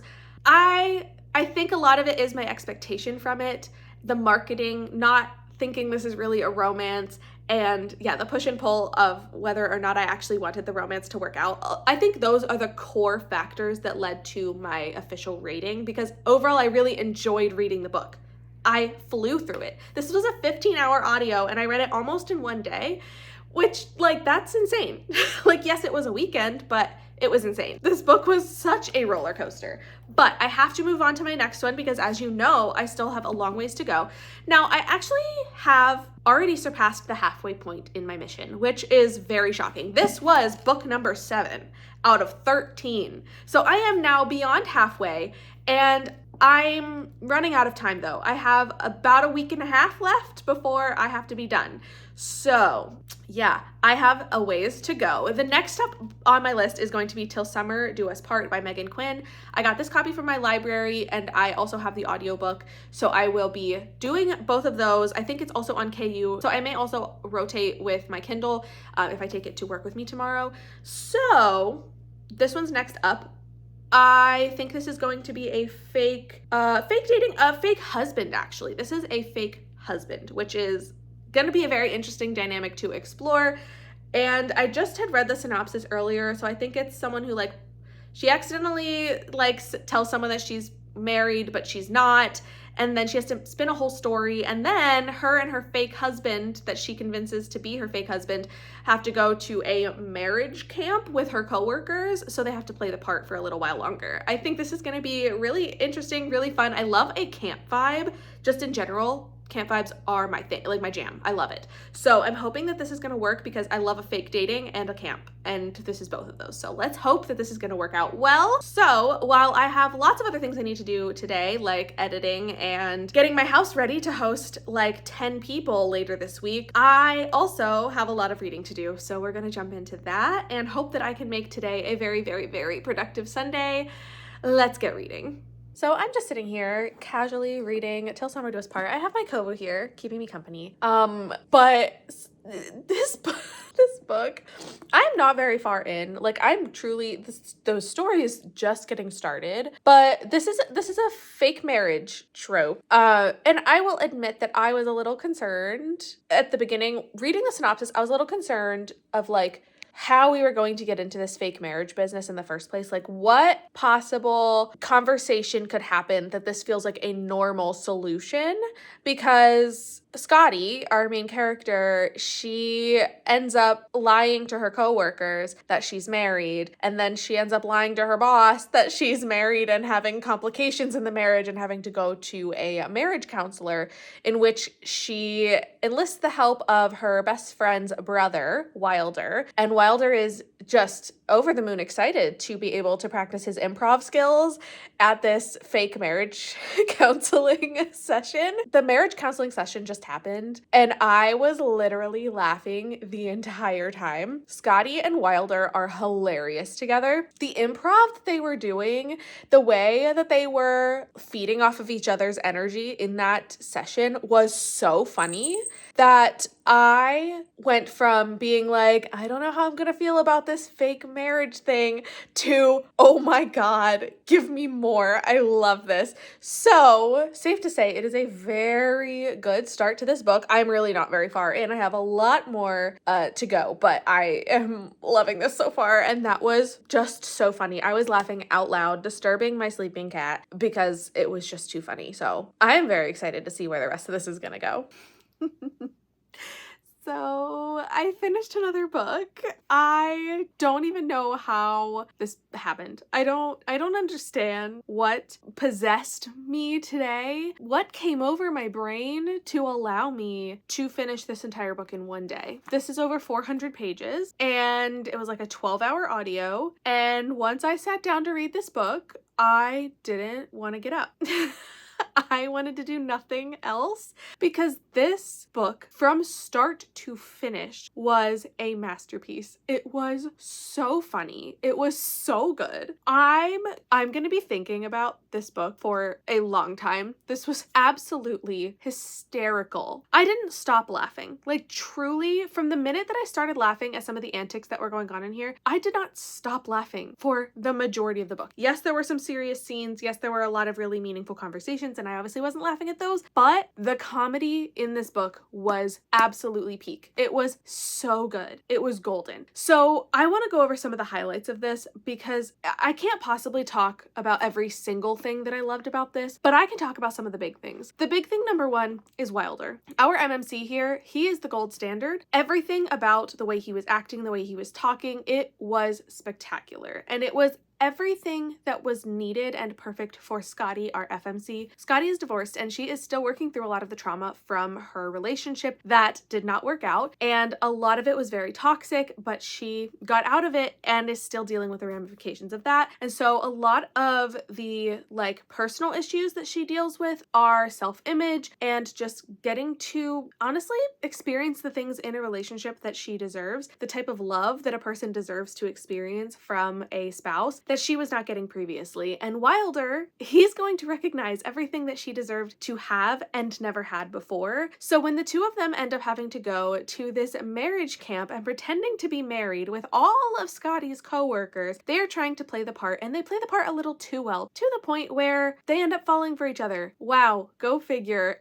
A fake relationship turns into a real one. But the way that this happens, like, I love fake dating, and I love a fake engagement, and even a fake marriage. marriage. But in here, it was just so special. From the minute that they started working together, they clicked. The chemistry was instant, and the way that they got each other's, even just like the banter, the way that they could verbally spar in the best way, like it was incredible. From the moment that they met, I loved it. The things that they ended up getting themselves into throughout the course of the book opens us up to see even more of their comedy and even more of how they can take a really awkward situation and just, oh my god, make it incredible and make it iconic. They find themselves in some very interesting situations with some very pointed activities at this marriage camp, and I loved getting to see them work through it. Yes, there were competitions, which was really fun to see them work together, but also they are trying to portray a certain image of their marriage. So they're playing a lot of parts, they're acting a lot, and yet we get to see when the acting stops being acting and becomes those real emotions. One of the other things I love the most about this book is how serious some of the conversations get to be and how healthy we get to see this relationship play out, because they are at a camp that is meant to help couples to kind of refresh their marriage or work through some of their problems. We get to have a front row seat to some really incredible and slightly concerning at times therapy sessions between these characters where, yeah, they're pretending to be married and pretending to have these issues, but everything ends up being very rooted in their own personal issues and the things that are very real to them. So we get to see these therapy sessions right from the front row. And it is incredible to get to see the way that they recognize the issues that each of them is having. Wilder can look at Scotty and see when she is uncomfortable and see the things that she's struggling with, and vice versa. Scotty can see when Wilder is also kind of trying to avoid talking about certain things. And I just think it's really cool to get to see this therapy in a separate context and get to see them work through their own traumas and their own emotions and issues in a very, very healthy way, because so much of this camp is trying to encourage healthy communication within a relationship. And so we get to see some really, really incredible communication skills exhibited here. And like, a healthy communication is like the fastest way to my heart in a romance, because I love when that happens. And literally everything from the sweet flirty moments to the sexy moments, everything was healthily communicated. Everything felt like these characters were genuinely trying to be their best and give their best to the other person, and it was so spectacular. Like, it was so good.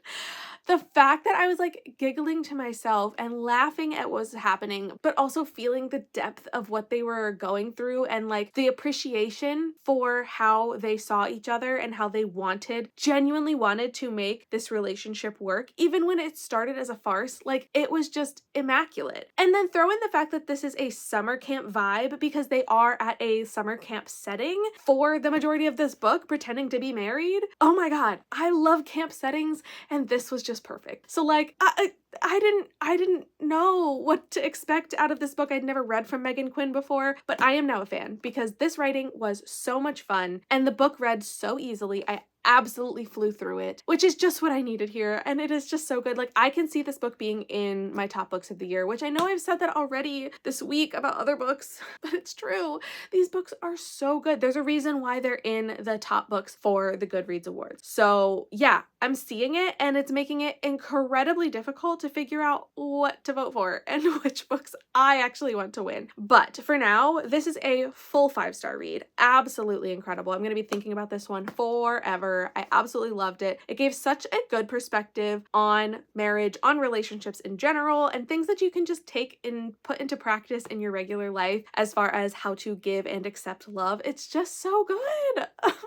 Also, this is a library copy, which means I need to go get myself a copy of this book so that I can hold on to it forever and love it forever and ever. So yeah, I can't believe that I read this whole book in one day, but that means that I get to move on to my next book. And once again, I don't know what I'm gonna pick. I have to go to the office for work tomorrow, so I'm gonna take my Kindle, but I have two options. I'm either going to step into The Gingerbread Bakery, which I only have on ebook. I do not have an audiobook for this one, and I have really been in an era of I can't read without audio. I have been immersive reading as many books as I possibly can for a while now. And so without the audio, I do feel like it's going to take me a little bit longer to get through an ebook. But The Gingerbread Bakery is, I think, book 4 or 5 in the Dream Harbor series. And I did read book 1 actually solely on audio a while back, the Pumpkin Spice Cafe. I did read that one. So I at least know the vibe I'm getting into. This one is very Hallmark-esque, like the whole setting, everything about all of the books in this series. So like I do know what I'm getting into, so maybe it'll be a little bit easier to read just ebook that way. But the other option I have, and I have this one on ebook from KU or audiobook from Hoopla, I believe, which is Love Arranged by Lauren Asher. So I don't know which one I'm going to pick at this point. It might depend on whether I feel like I can read with just my eyeballs tomorrow or if I'm going to need the audiobook to go with it. But as of now, those are my two options. It is the day before Thanksgiving, and I still have so much work I need to do to get this house ready for people to be coming here, staying overnight, and in general just like hosting a giant Thanksgiving dinner for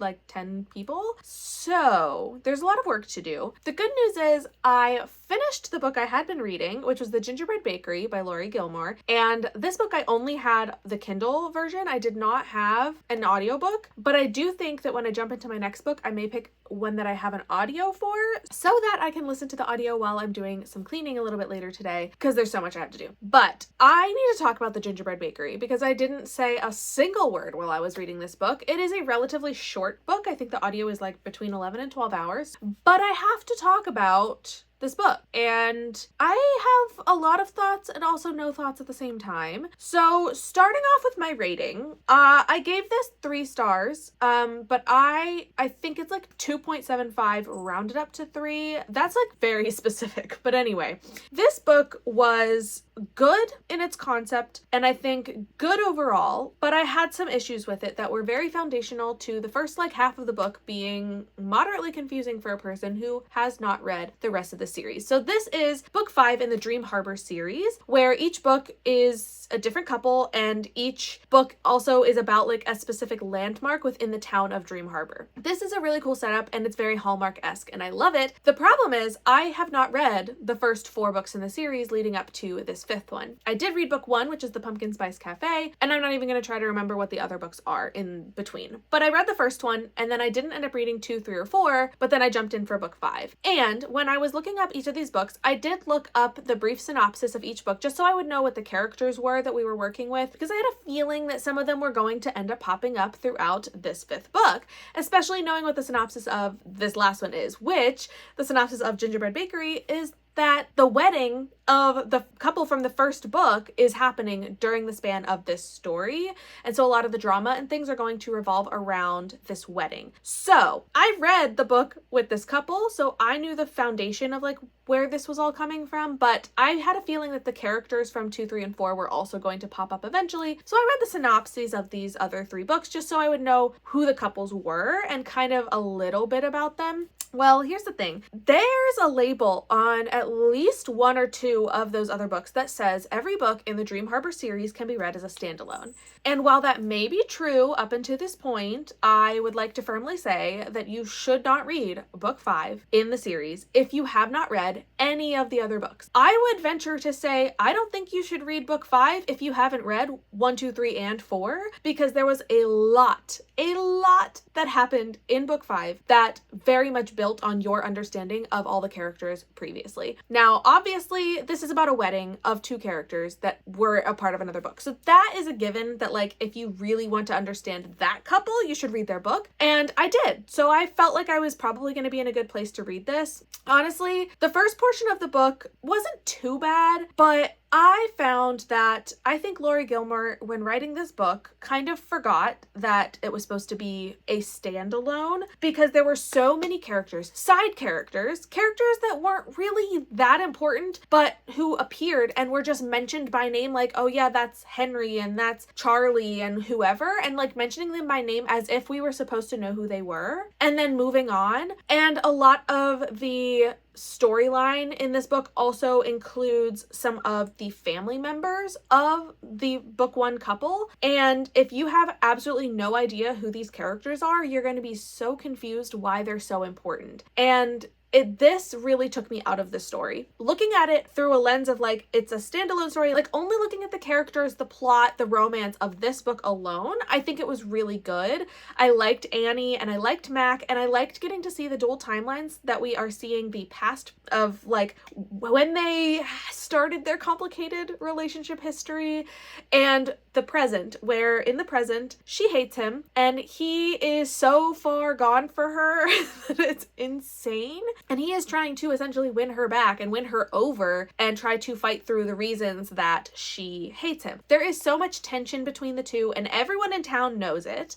And the thing about Dream Harbor is everybody knows everybody and they all know each other's business, which is great, and it works so well in so many books. And in here, it also worked well, but only if you know everybody else in town. And by the time book 5 happens, you are expected to know everybody in town already. So yeah, it was just like a weird feeling of not quite understanding the depth of what was like. I think this book would have worked really well if I had read the rest of the books, but as they are supposed to be able to be read as standalones, this was a little bit tough. And I'm also thinking about this in comparison to all the other books that I've already been reading over the last couple of weeks, and the fact that a lot of these books are not book 1 in a series. A lot of them have been book 3, and I had not read book 1 or 2, but jumping into book 3, it still felt like I could fully appreciate both characters, the side characters, and the depth of everything, and like I could truly fall into the story and not have any issues, but still feel like, oh, I would love to go back and read these other books from before to get the side characters' stories more. And with this book, I did not have that feeling. Like yes, I am intrigued by the side characters that I know are in books 2, 3, and 4, but there was so much confusion,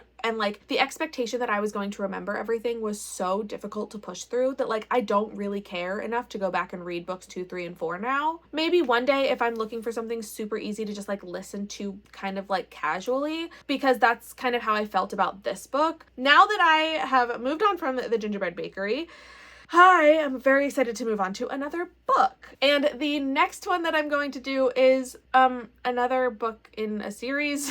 So I may be setting myself up here, but I'm gonna read Love Arranged by Lauren Asher. I have the ebook from KU and I have the audiobook from Hoopla. So because I have both formats, it means that I should be able to get my audiobook rolling for when I'm cleaning, but also be able to sit down with my Kindle, and it'll be a little easier to like pick it up here and there as the week progresses and the holiday festivities begin. Oh my goodness. All right, it has been a couple of days since the holiday and I owe you guys a check-in because I haven't really been updating you on too much other than Thanksgiving went well. We had 9 people in the house and so much food. It was insane. I have leftovers for literal days. I mean, it's been like 2 days and I'm still eating leftovers. So lots of food. That's how we want it. But the thing I wish there was more of was a little bit of reading time, because with so many people around and just things happening all the time. We had Thanksgiving on Thursday. My birthday was on Friday. I had family here for both things. And so my house was just always very busy and it was exhausting in a good way, but I also did not really get any reading time, which is how I choose to unwind. And so yeah, I really wish I had a little bit more time like that, but I did get to read a little bit in the evenings. So I was reading a little bit of Love Arranged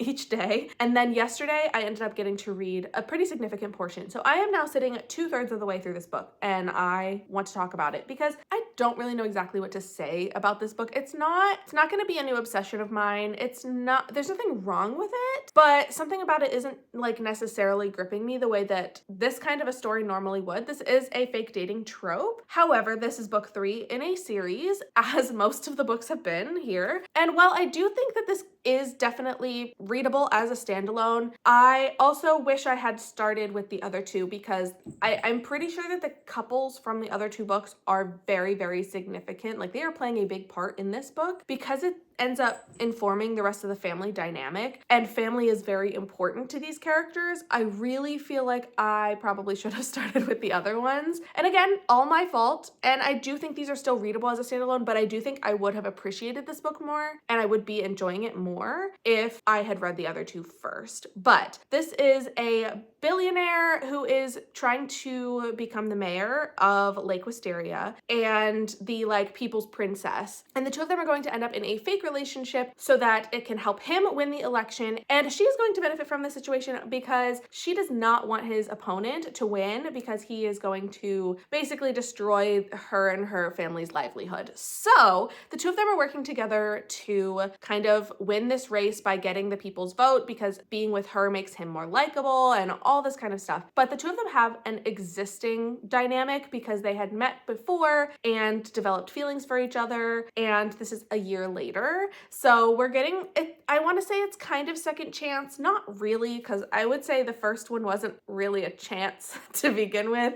but they are kind of revisiting pre-existing emotions and feelings for each other, which is complicating the fake relationship dynamic that turns into, it is a fake dating with the intention of fake engagement as well, which I think also just kind of increases the risk and increases like the emotional tie-in for everything. So with this being fake dating, it should realistically be like spectacular for me, and it's good. I just am not super attached to the characters. And again, I think that's because we know these characters to have a very strong sense of family and friendship, and all of those relationships are pre-existing before this book started because they existed with the first two books in the series. So that's a little bit of a bummer just because I was hoping that this would be able to give me the same kind of feeling. And especially because I have read multiple other books just in the span of the last couple of weeks that have been this very same kind of setup, and yet I still felt like I could connect with all the characters equally in a really like good standalone kind of way. This one's just not working as well. It's not as bad as Gingerbread Bakery. Definitely not as bad as that. I can definitely understand the plot. I understand the people, but I do think there's a lot of pre-existing notions, pre-existing perspectives that we are expected to have,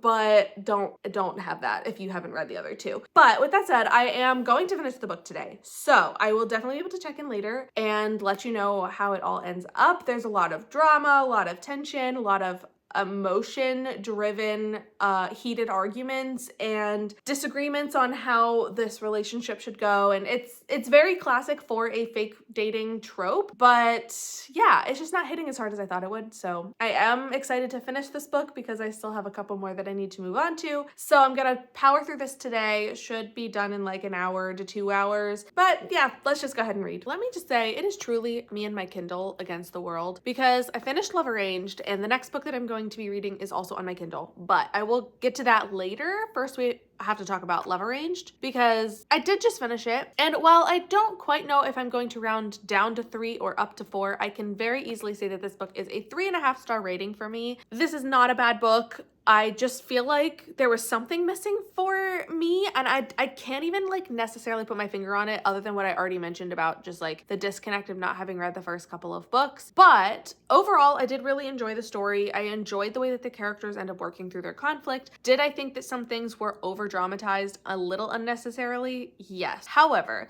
a lot of this book really builds on revenge.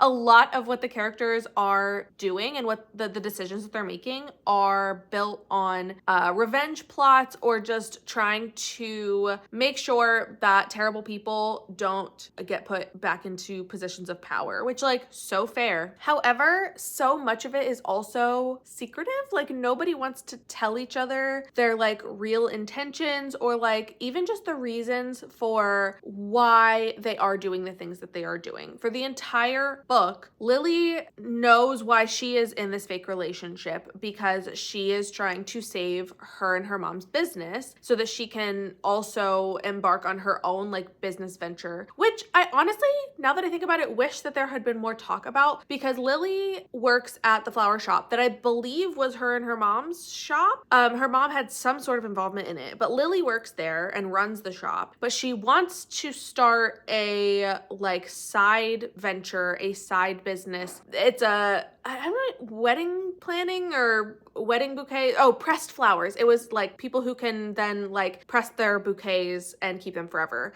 as like mementos. And I feel like this was kind of a missed opportunity. We didn't actually talk about this side venture like at all, but I think it's a really cool idea. Other than her wanting to do this idea was a lot of her motivation behind things. But now that I think about it, I wish we had explored that actual plan a little bit more. But besides that, she is trying to save this business. And on the opposite side, Lorenzo is trying to beat out his opponent in this mayoral race for a very, very serious reason, that he knows that the opponent is unfit to be in power. And it's so true, it's so valid, but neither Lily nor Lorenzo have the forethought to share that information with each other in a reasonable amount of time. Both of them take way too long to actually be honest with each other, not just about the relationship, but about literally everything else, like the entire reason that they're doing things. And it turns into a lot of miscommunication that I don't love. Don't think it was as bad as I've seen miscommunication go, but it definitely was a contributing factor. And I just hate that. I'm like, you both are fully aware that if you just told the other person the truth, that literally everything would be cleared up, and they're still resistant to do that, and it just doesn't make sense. I'm like, you're trying to be adults, but you're also not at all. And so I think those things contributed to it being a little bit messy, but I do like how it all turned out. I like how they get to their resolution and how the book ends. I think it's all really cute. It just, nothing stood out to me. Nothing about this book really felt, I don't want to say unique, but it just, I don't know. It didn't have that spark of like intrigue that I usually would get with romance to have it be like a 4 or 5 star. When I sat down to like really get into the story, I did have a really good time with it. And especially like there's certain scenes that were really, really cute, really impactful. And oh, the other thing that's really good in the story, and I have to say, this is something that I want to say, having no real like research or like knowledge of this, but there is OCD representation in this book, and Lorenzo has an OCD that he is working through for the entire book, and that is a plot point of him like acknowledging that that's a thing, knowing how it affects him and the people around him, and like eventually wanting to work on that and not have it like negatively impact his life and his relationships. And I think that this was done very well from my understanding, but again, I do not have OCD, and I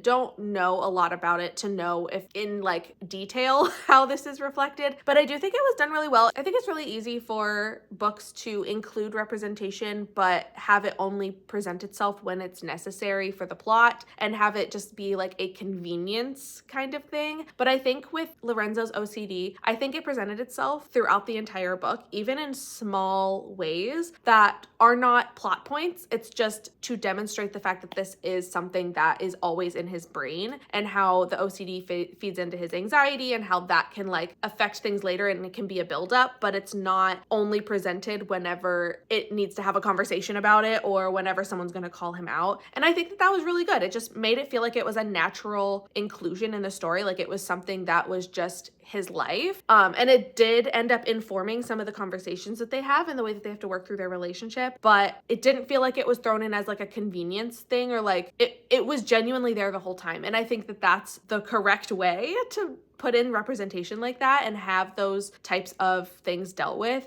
So I thought that was done really well. But again, that's me coming from like not having experience with this and not knowing, a lot of details of how it all works. I thought it was done very well from my perspective though. But yeah, so I think there were a lot of really good points to this book. I think there were really good conversations. The characters end up having some really good growth. All that said, that is Love Arranged. And I have once again checked off another book on my list, but I still have 3 more books that I have to get through. So the next book I'm going to read, I only have it on ebook, but I'm going to jump into King of Envy by Anna Huang. Now this book is also a series. This is book 4 or 5 in this series, I believe, but I also am pretty sure that these are standalones. From the descriptions, I read some of the descriptions of this one and the other books in the series, and all of them seem to be able to stand on their own. So I'm really hoping that that's the case. And I'm gonna find out, because I am literally going to start reading it right now. I've still got some time. I need to eat lunch soon, but I've got time. So I'm going to jump into this one and see how much progress I can make today. I have like 4 days before the results come out, so I definitely need to get this one read. King of Envy did make the top 10, so that is also why it's kind of on my priority list of trying to get through it. So we're gonna jump into it now. Again, it's me and my Kindle against the world. And by the world, I mean the Goodreads list. Good morning, and a good morning indeed it is. I woke up with this outside my window, and I love a good snow day. It is actively snowing still, which just makes for like the most peaceful kind of morning. And I'm really excited to start the day. I am starting with a cup of hot cider. It is my favorite hot drink of choice during the winter, and this is my first one of the year. So that's really exciting. It's gonna be a good day, especially because my plan is to hopefully finish my ebook today, because I still have one more to go after this. Let me go over my plan for the rest of this week, and then I will give you my update on King of Envy. So my plan for now, I'm gonna try to finish my book today. I have Story of My Life by Lucy Score left, and then the last book out of all 20 of the top romance books is Rewind It Back by Liz Tomford. And here's the thing, I strategically decided a while back that I was going to not read this book during this week, because I have heard from people who have already read this book and this series that I should read this book in order in the series, which means because I haven't read anything from this author or in this series, it means that I need to start back at book 1, and this is like book 4 or 5. So I am going to not read Rewind It Back this week.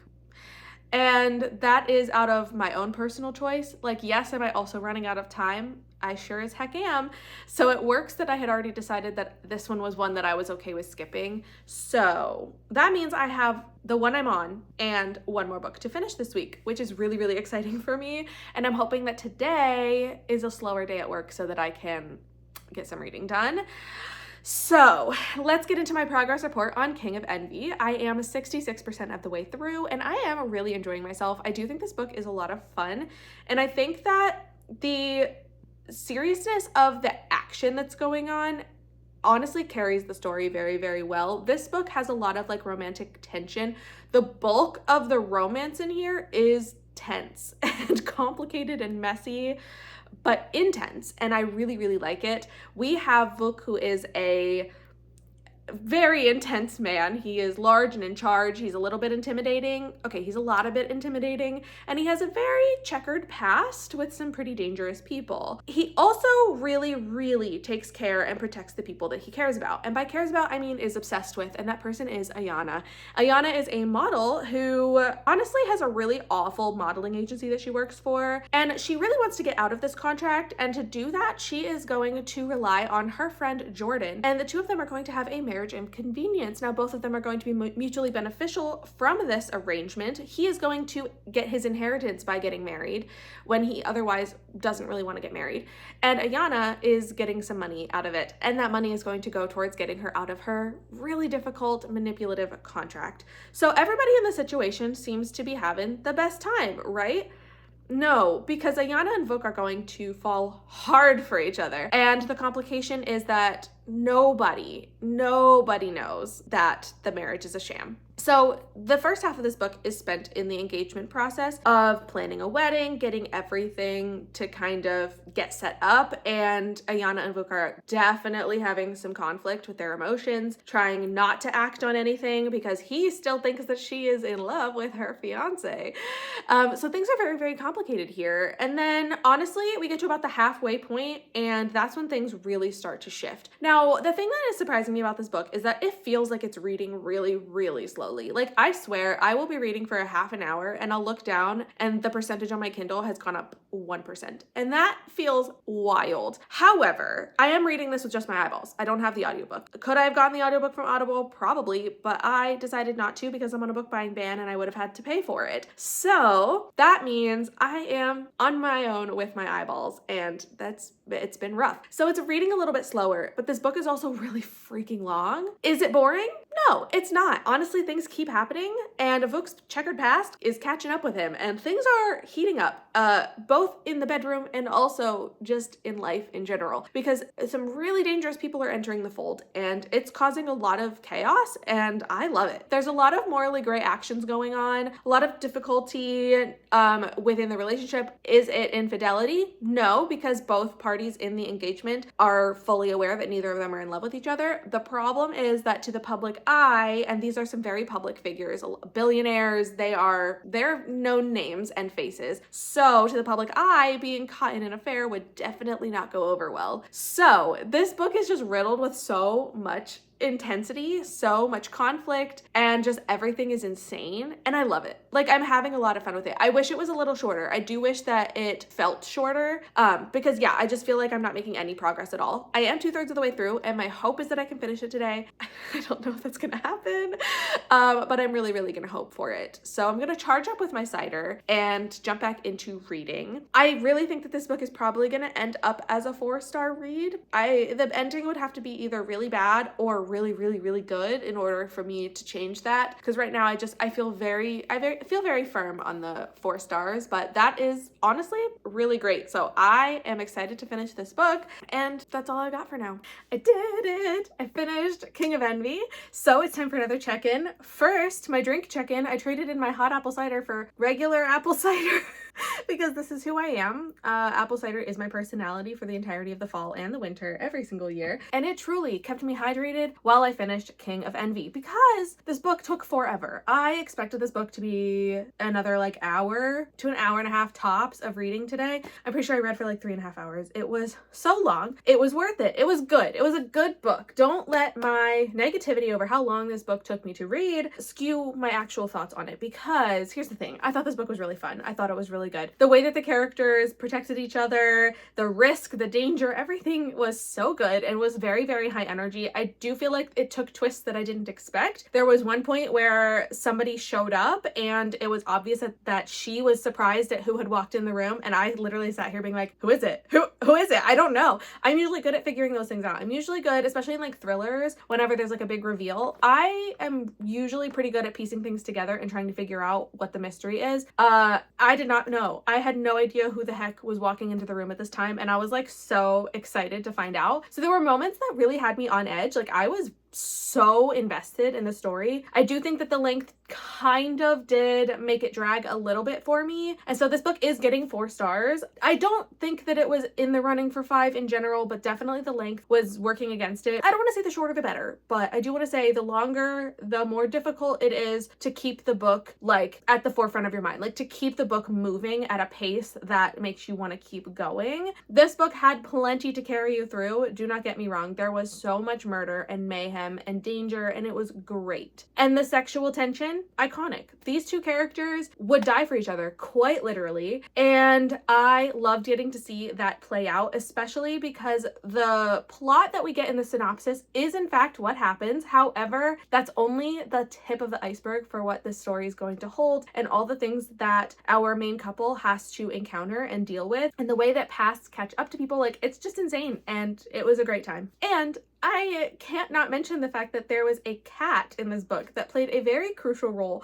that actually surprised the heck out of me, and I was so excited. I like made a noise while I was reading, like, oh, like, yes! When this cat came into play, I was very, very excited. And to see, honestly, I just love any book where a like burly, kind of gruff or like grumpy guy ends up being softened by a cat. Sign me up for it. I loved it. It was great. So anyway, now that I have finished King of Envy, you know what that means, because I know what that means. It's time for the last book. The last book on my list for this entire challenge that I self-imposed on myself. Story of My Life by Lucy Score. I told you before, I'm not reading Rewind It Back. This is it. And I don't know how to feel about that other than really freaking excited. I've been reading so much romance. I need other things. I need some variety in my life after doing this. However, I have one more, and I have read a number of Lucy Score books at this point. I have loved them. I have been indifferent about them, and I have hated them. So who's to say? Who knows what this one is going to bring? Since it's in the top 20, I do feel like it's got to be pretty good, right? I haven't DNF'd a single book in this list yet, so here's to hoping this one does not end up breaking that, but I am really excited to jump in. I do have the physical copy I picked up from my local indie, and I also have the audiobook from Audible, so I will be reading with my eyes and my ears, and I'm really excited because reading with just my eyes the last couple days have been rough. So let's dive into the very last book of the video. stay tuned for my thoughts on Story of My Life while I chug some more apple cider and enjoy the snowy weather outside. Okay, so the clock is ticking. I have one more day to finish my last book before the actual Goodreads awards are announced. Like, the winners will be announced. And I need to finish my last book before then. Now, I am halfway through Story of My Life, so do I think it can happen? Absolutely, but I have so much more to power through, so I wanted to give a quick update here before I jump into the second half. Literally, I am halfway through this book, and I have never felt so confused about how to think of a book, because in one respect, I have no idea what to think, and in the other respect, I know exactly what I'm thinking, and that's because this is a Lucy Score book, and I have read other Lucy Score books, and this is exactly like all of them. All of her books feel exactly the same, in my opinion. Yes, I have loved some more than others, and yes, I have hated some, but I feel like everything feels exactly the same. Here's the thing. She does write a small town really, really well. I love her small town vibes, mostly because I also know where her inspiration comes from, because she is relatively local to me. So I know the type of inspiration she's coming from, and it does feel a little more personal just knowing the types of towns that she's writing about. So I do love the small town vibe. The problem is her MMCs. All of them are the same, and they're all super grumpy, and most of the time they're not just grumpy, they're rude. And I can absolutely get behind a grumpy MMC. Love that. Love when they have a little bit of a gruff side and are, you know, a little prickly. That's great. Love that. The problem is that they're walking red flags, and some of the time these characters have nothing that's not a red flag. Like, there are no yellow or green flags in the picture at all. With this guy, he definitely falls in the grumpy rude category. Do I want to say he has only red flags? No,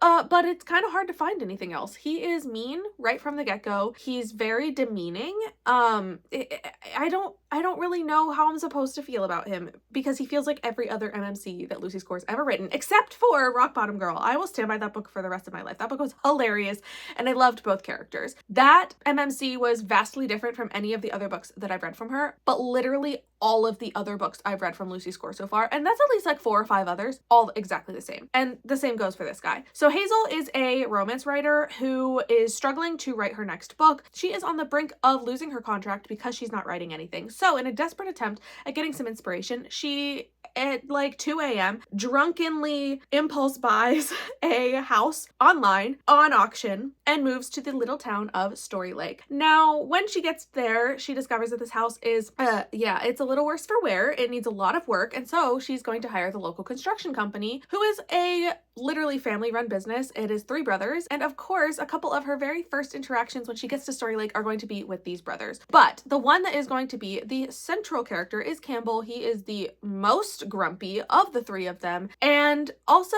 just like the most confusing. Like, he just truly doesn't know what he wants, or I don't know. This guy's really hard to read, other than the fact that he's mean sometimes, and I don't know what to feel, because I feel like I'm not supposed to dislike him, but some of the things he says, or like the way he carries himself, honestly, this brings me back to reading the Knock 'Em Out series, because I had made a comment at one point during those books that the grown 40-year-old men were acting like 14-year-old boys, the way that they were fighting with each other and like just behaving like children. And that is very much what Campbell is doing in this book. However, he has also admitted to himself that he's acting like a child. So I'm really hoping that that's going to turn things around and he's going to stop acting like that. Again, I have half the book to go, so he can turn this around, but I'm a little bit worried. And here's the thing, it's bringing back memories to when I DNF'd Maggie Moves On, also by Lucy Score, and that was also a construction guy, and I hated him. I hated the man. The girl, fine. She was all right. Like, I didn't have any issues with her. The man, so atrocious, I couldn't do it. So it's giving me flashbacks, but not as bad. Like, the things that this man is saying are not quite as offensive as the one from Maggie Moves On. But yeah, I'm just like a little conflicted, because in one way I'm like, this is exactly like every other Lucy Score I've ever read. Like, it's the same vibe, same formula, and that honestly works, but also it's like exactly the same, so nothing's really standing out to me. But at the same time, like, I am enjoying it. Like, I'm moving really fast through the book because lots of things are happening, and this main character, Lucy Score also writes the messiest hot mess FMCs ever. Like, all of them have their lives completely falling apart, and Hazel is no exception from that rule. Her and her best friend Zoe are both in this together, and yeah, they're both a mess. So like, it's all the same formula, but I am having a lot of fun with it. The things that are happening are outrageous. The things the town is doing is outrageous. So I'm having fun, but it's also like such a weird vibe. So yeah, I'm really excited to see what the second half is going to bring and see if this is going to stand out or if it is going to genuinely feel like every other Lucy Score book I've ever read. I don't want that to be too harsh, but like, yeah, that's how I'm feeling so far. So I have to power through the rest of this book because I have less than 24 hours to finish. Can I do it? I absolutely can, but I need to jump back into reading, so I'll check in with you later. Alrighty, I have both good news and bad news. And as someone once said, bad news first, always. So we're gonna start with the bad news here. The bad news is I finished this book and I did not really like it.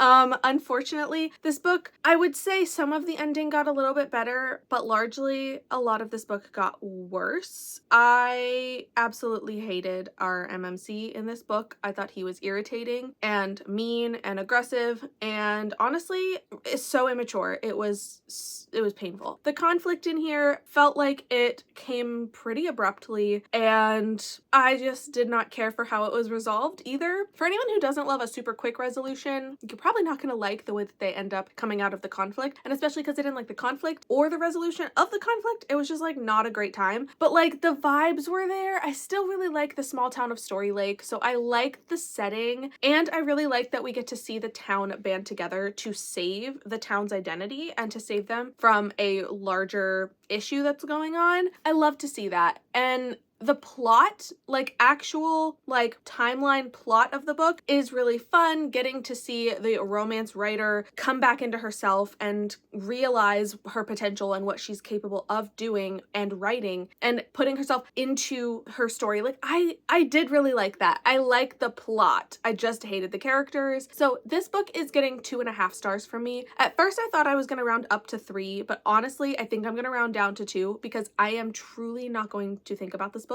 ever again. The problem is, however, that Cam is one of 3 brothers. Actually, it's 3 brothers and a sister. So realistically, this could be a 4-book series if we focus on each of the siblings. And here's the deal. Cam is the worst of those 4 siblings. So here's the thing. I want to read the next book because it's going to be about one of the brothers that I really liked in this story. So knowing who the couple is for book 2 makes me really excited. And honestly, it's super easy to figure out like immediately who it's gonna be, but like I want to read that, so I don't want to totally dismiss this entire series because I liked the setting and I liked a lot of the side characters. I do think a lot of it was unrealistic and some of the characters were so caricaturized and dramatized, it was a little insane. There's literally a teenager who is the mayor of this town, which doesn't make any sort of sense, but putting all of that aside, I like the setting, I like the town, and I want to revisit it in the next book with the brother, because I do think that the brother, honestly, all of the other siblings are going to be better and more interesting to read about than Cam was in this one. Yeah, so I'm in a little bit of a dilemma there, and it's really unfortunate that this book ended up being 2 to 2.5 stars for me when it was the last book on my list.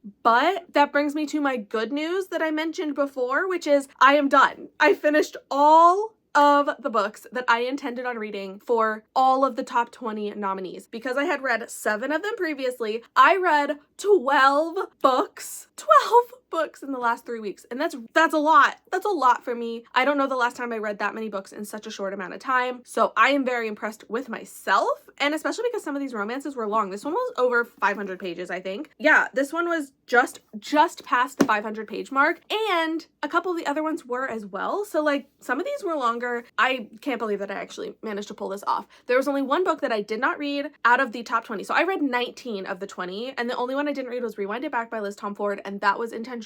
So I don't even feel bad that I didn't get to that because I will be reading the entire series at some point in the near future because I want to enjoy them all in order. So like, yeah, I can't believe that I did this, but let's do a very quick recap of just how many stars I was giving different things because I honestly had a fantastic time with so many of these books. So I only had one book that was 2 stars, and that was Story of My Life. But then I had 3 books that were 3 stars, 4 books that were 4 stars, and 4 more books that were 5-star reads, which is like so incredible. I have absolutely no regrets. I loved doing this. I am tired of reading romance for a little bit, so I'm gonna switch gears after I'm done here and read something that is not strictly romance, but this was so much fun. And I love getting to see what other people have loved in the romance category because some of them had been on my radar and some of them had not. So getting to experience all of those has been so much fun. And now I am so relieved that it's over. The Goodreads Awards did already come out, and the book that came out on top was Great Big Beautiful Life by Emily Henry. I have the Afterlight edition here, and honestly, I loved this book. I thought it was so sweet, and it's been a while since I read it, so I probably could be due for a reread. I'm a little sad that the one that won wasn't one of the ones that I had to read in the last 3 weeks, but at the same time, I'm so glad that it was one that I had also given 5 stars. So this was definitely a good pick. I approve. Would it have been my top choice? I'm not quite sure, but I did give it 5 stars. Therefore, it does deserve its place in this list, at least from my opinion. So here is our number 1 book, but I still can't believe that I read 12 books in the last 3 weeks. Oh, I need to go take a nap. I'm so tired, but I'm so glad I did this, and I'm so glad that you came along with me if you stuck it out the whole way through here, because good Lord, this was a long video. So thank you for spending your time with me. If you have any thoughts on any of the books that I was reading here, whether you have read them or whether you are just looking to pick them up now, I would love to hear that in the comments. And I'd also love to hear what your favorite book from the romance category was for the Goodreads Awards. Was Great Big Beautiful Life your favorite, or was another one in your top instead? I would love to hear those thoughts as well. If you want to let me know that you made it all the way to the end of this video, because it's a feat in itself, but you don't want to leave like a full comment, just drop me any color of heart emoji in the comments. Hearts for the romance books. Just let me know that you were here. I would love to see all of that as well. Again, thank you so much for being here, and I really hope that I will see you in the next video. Bye!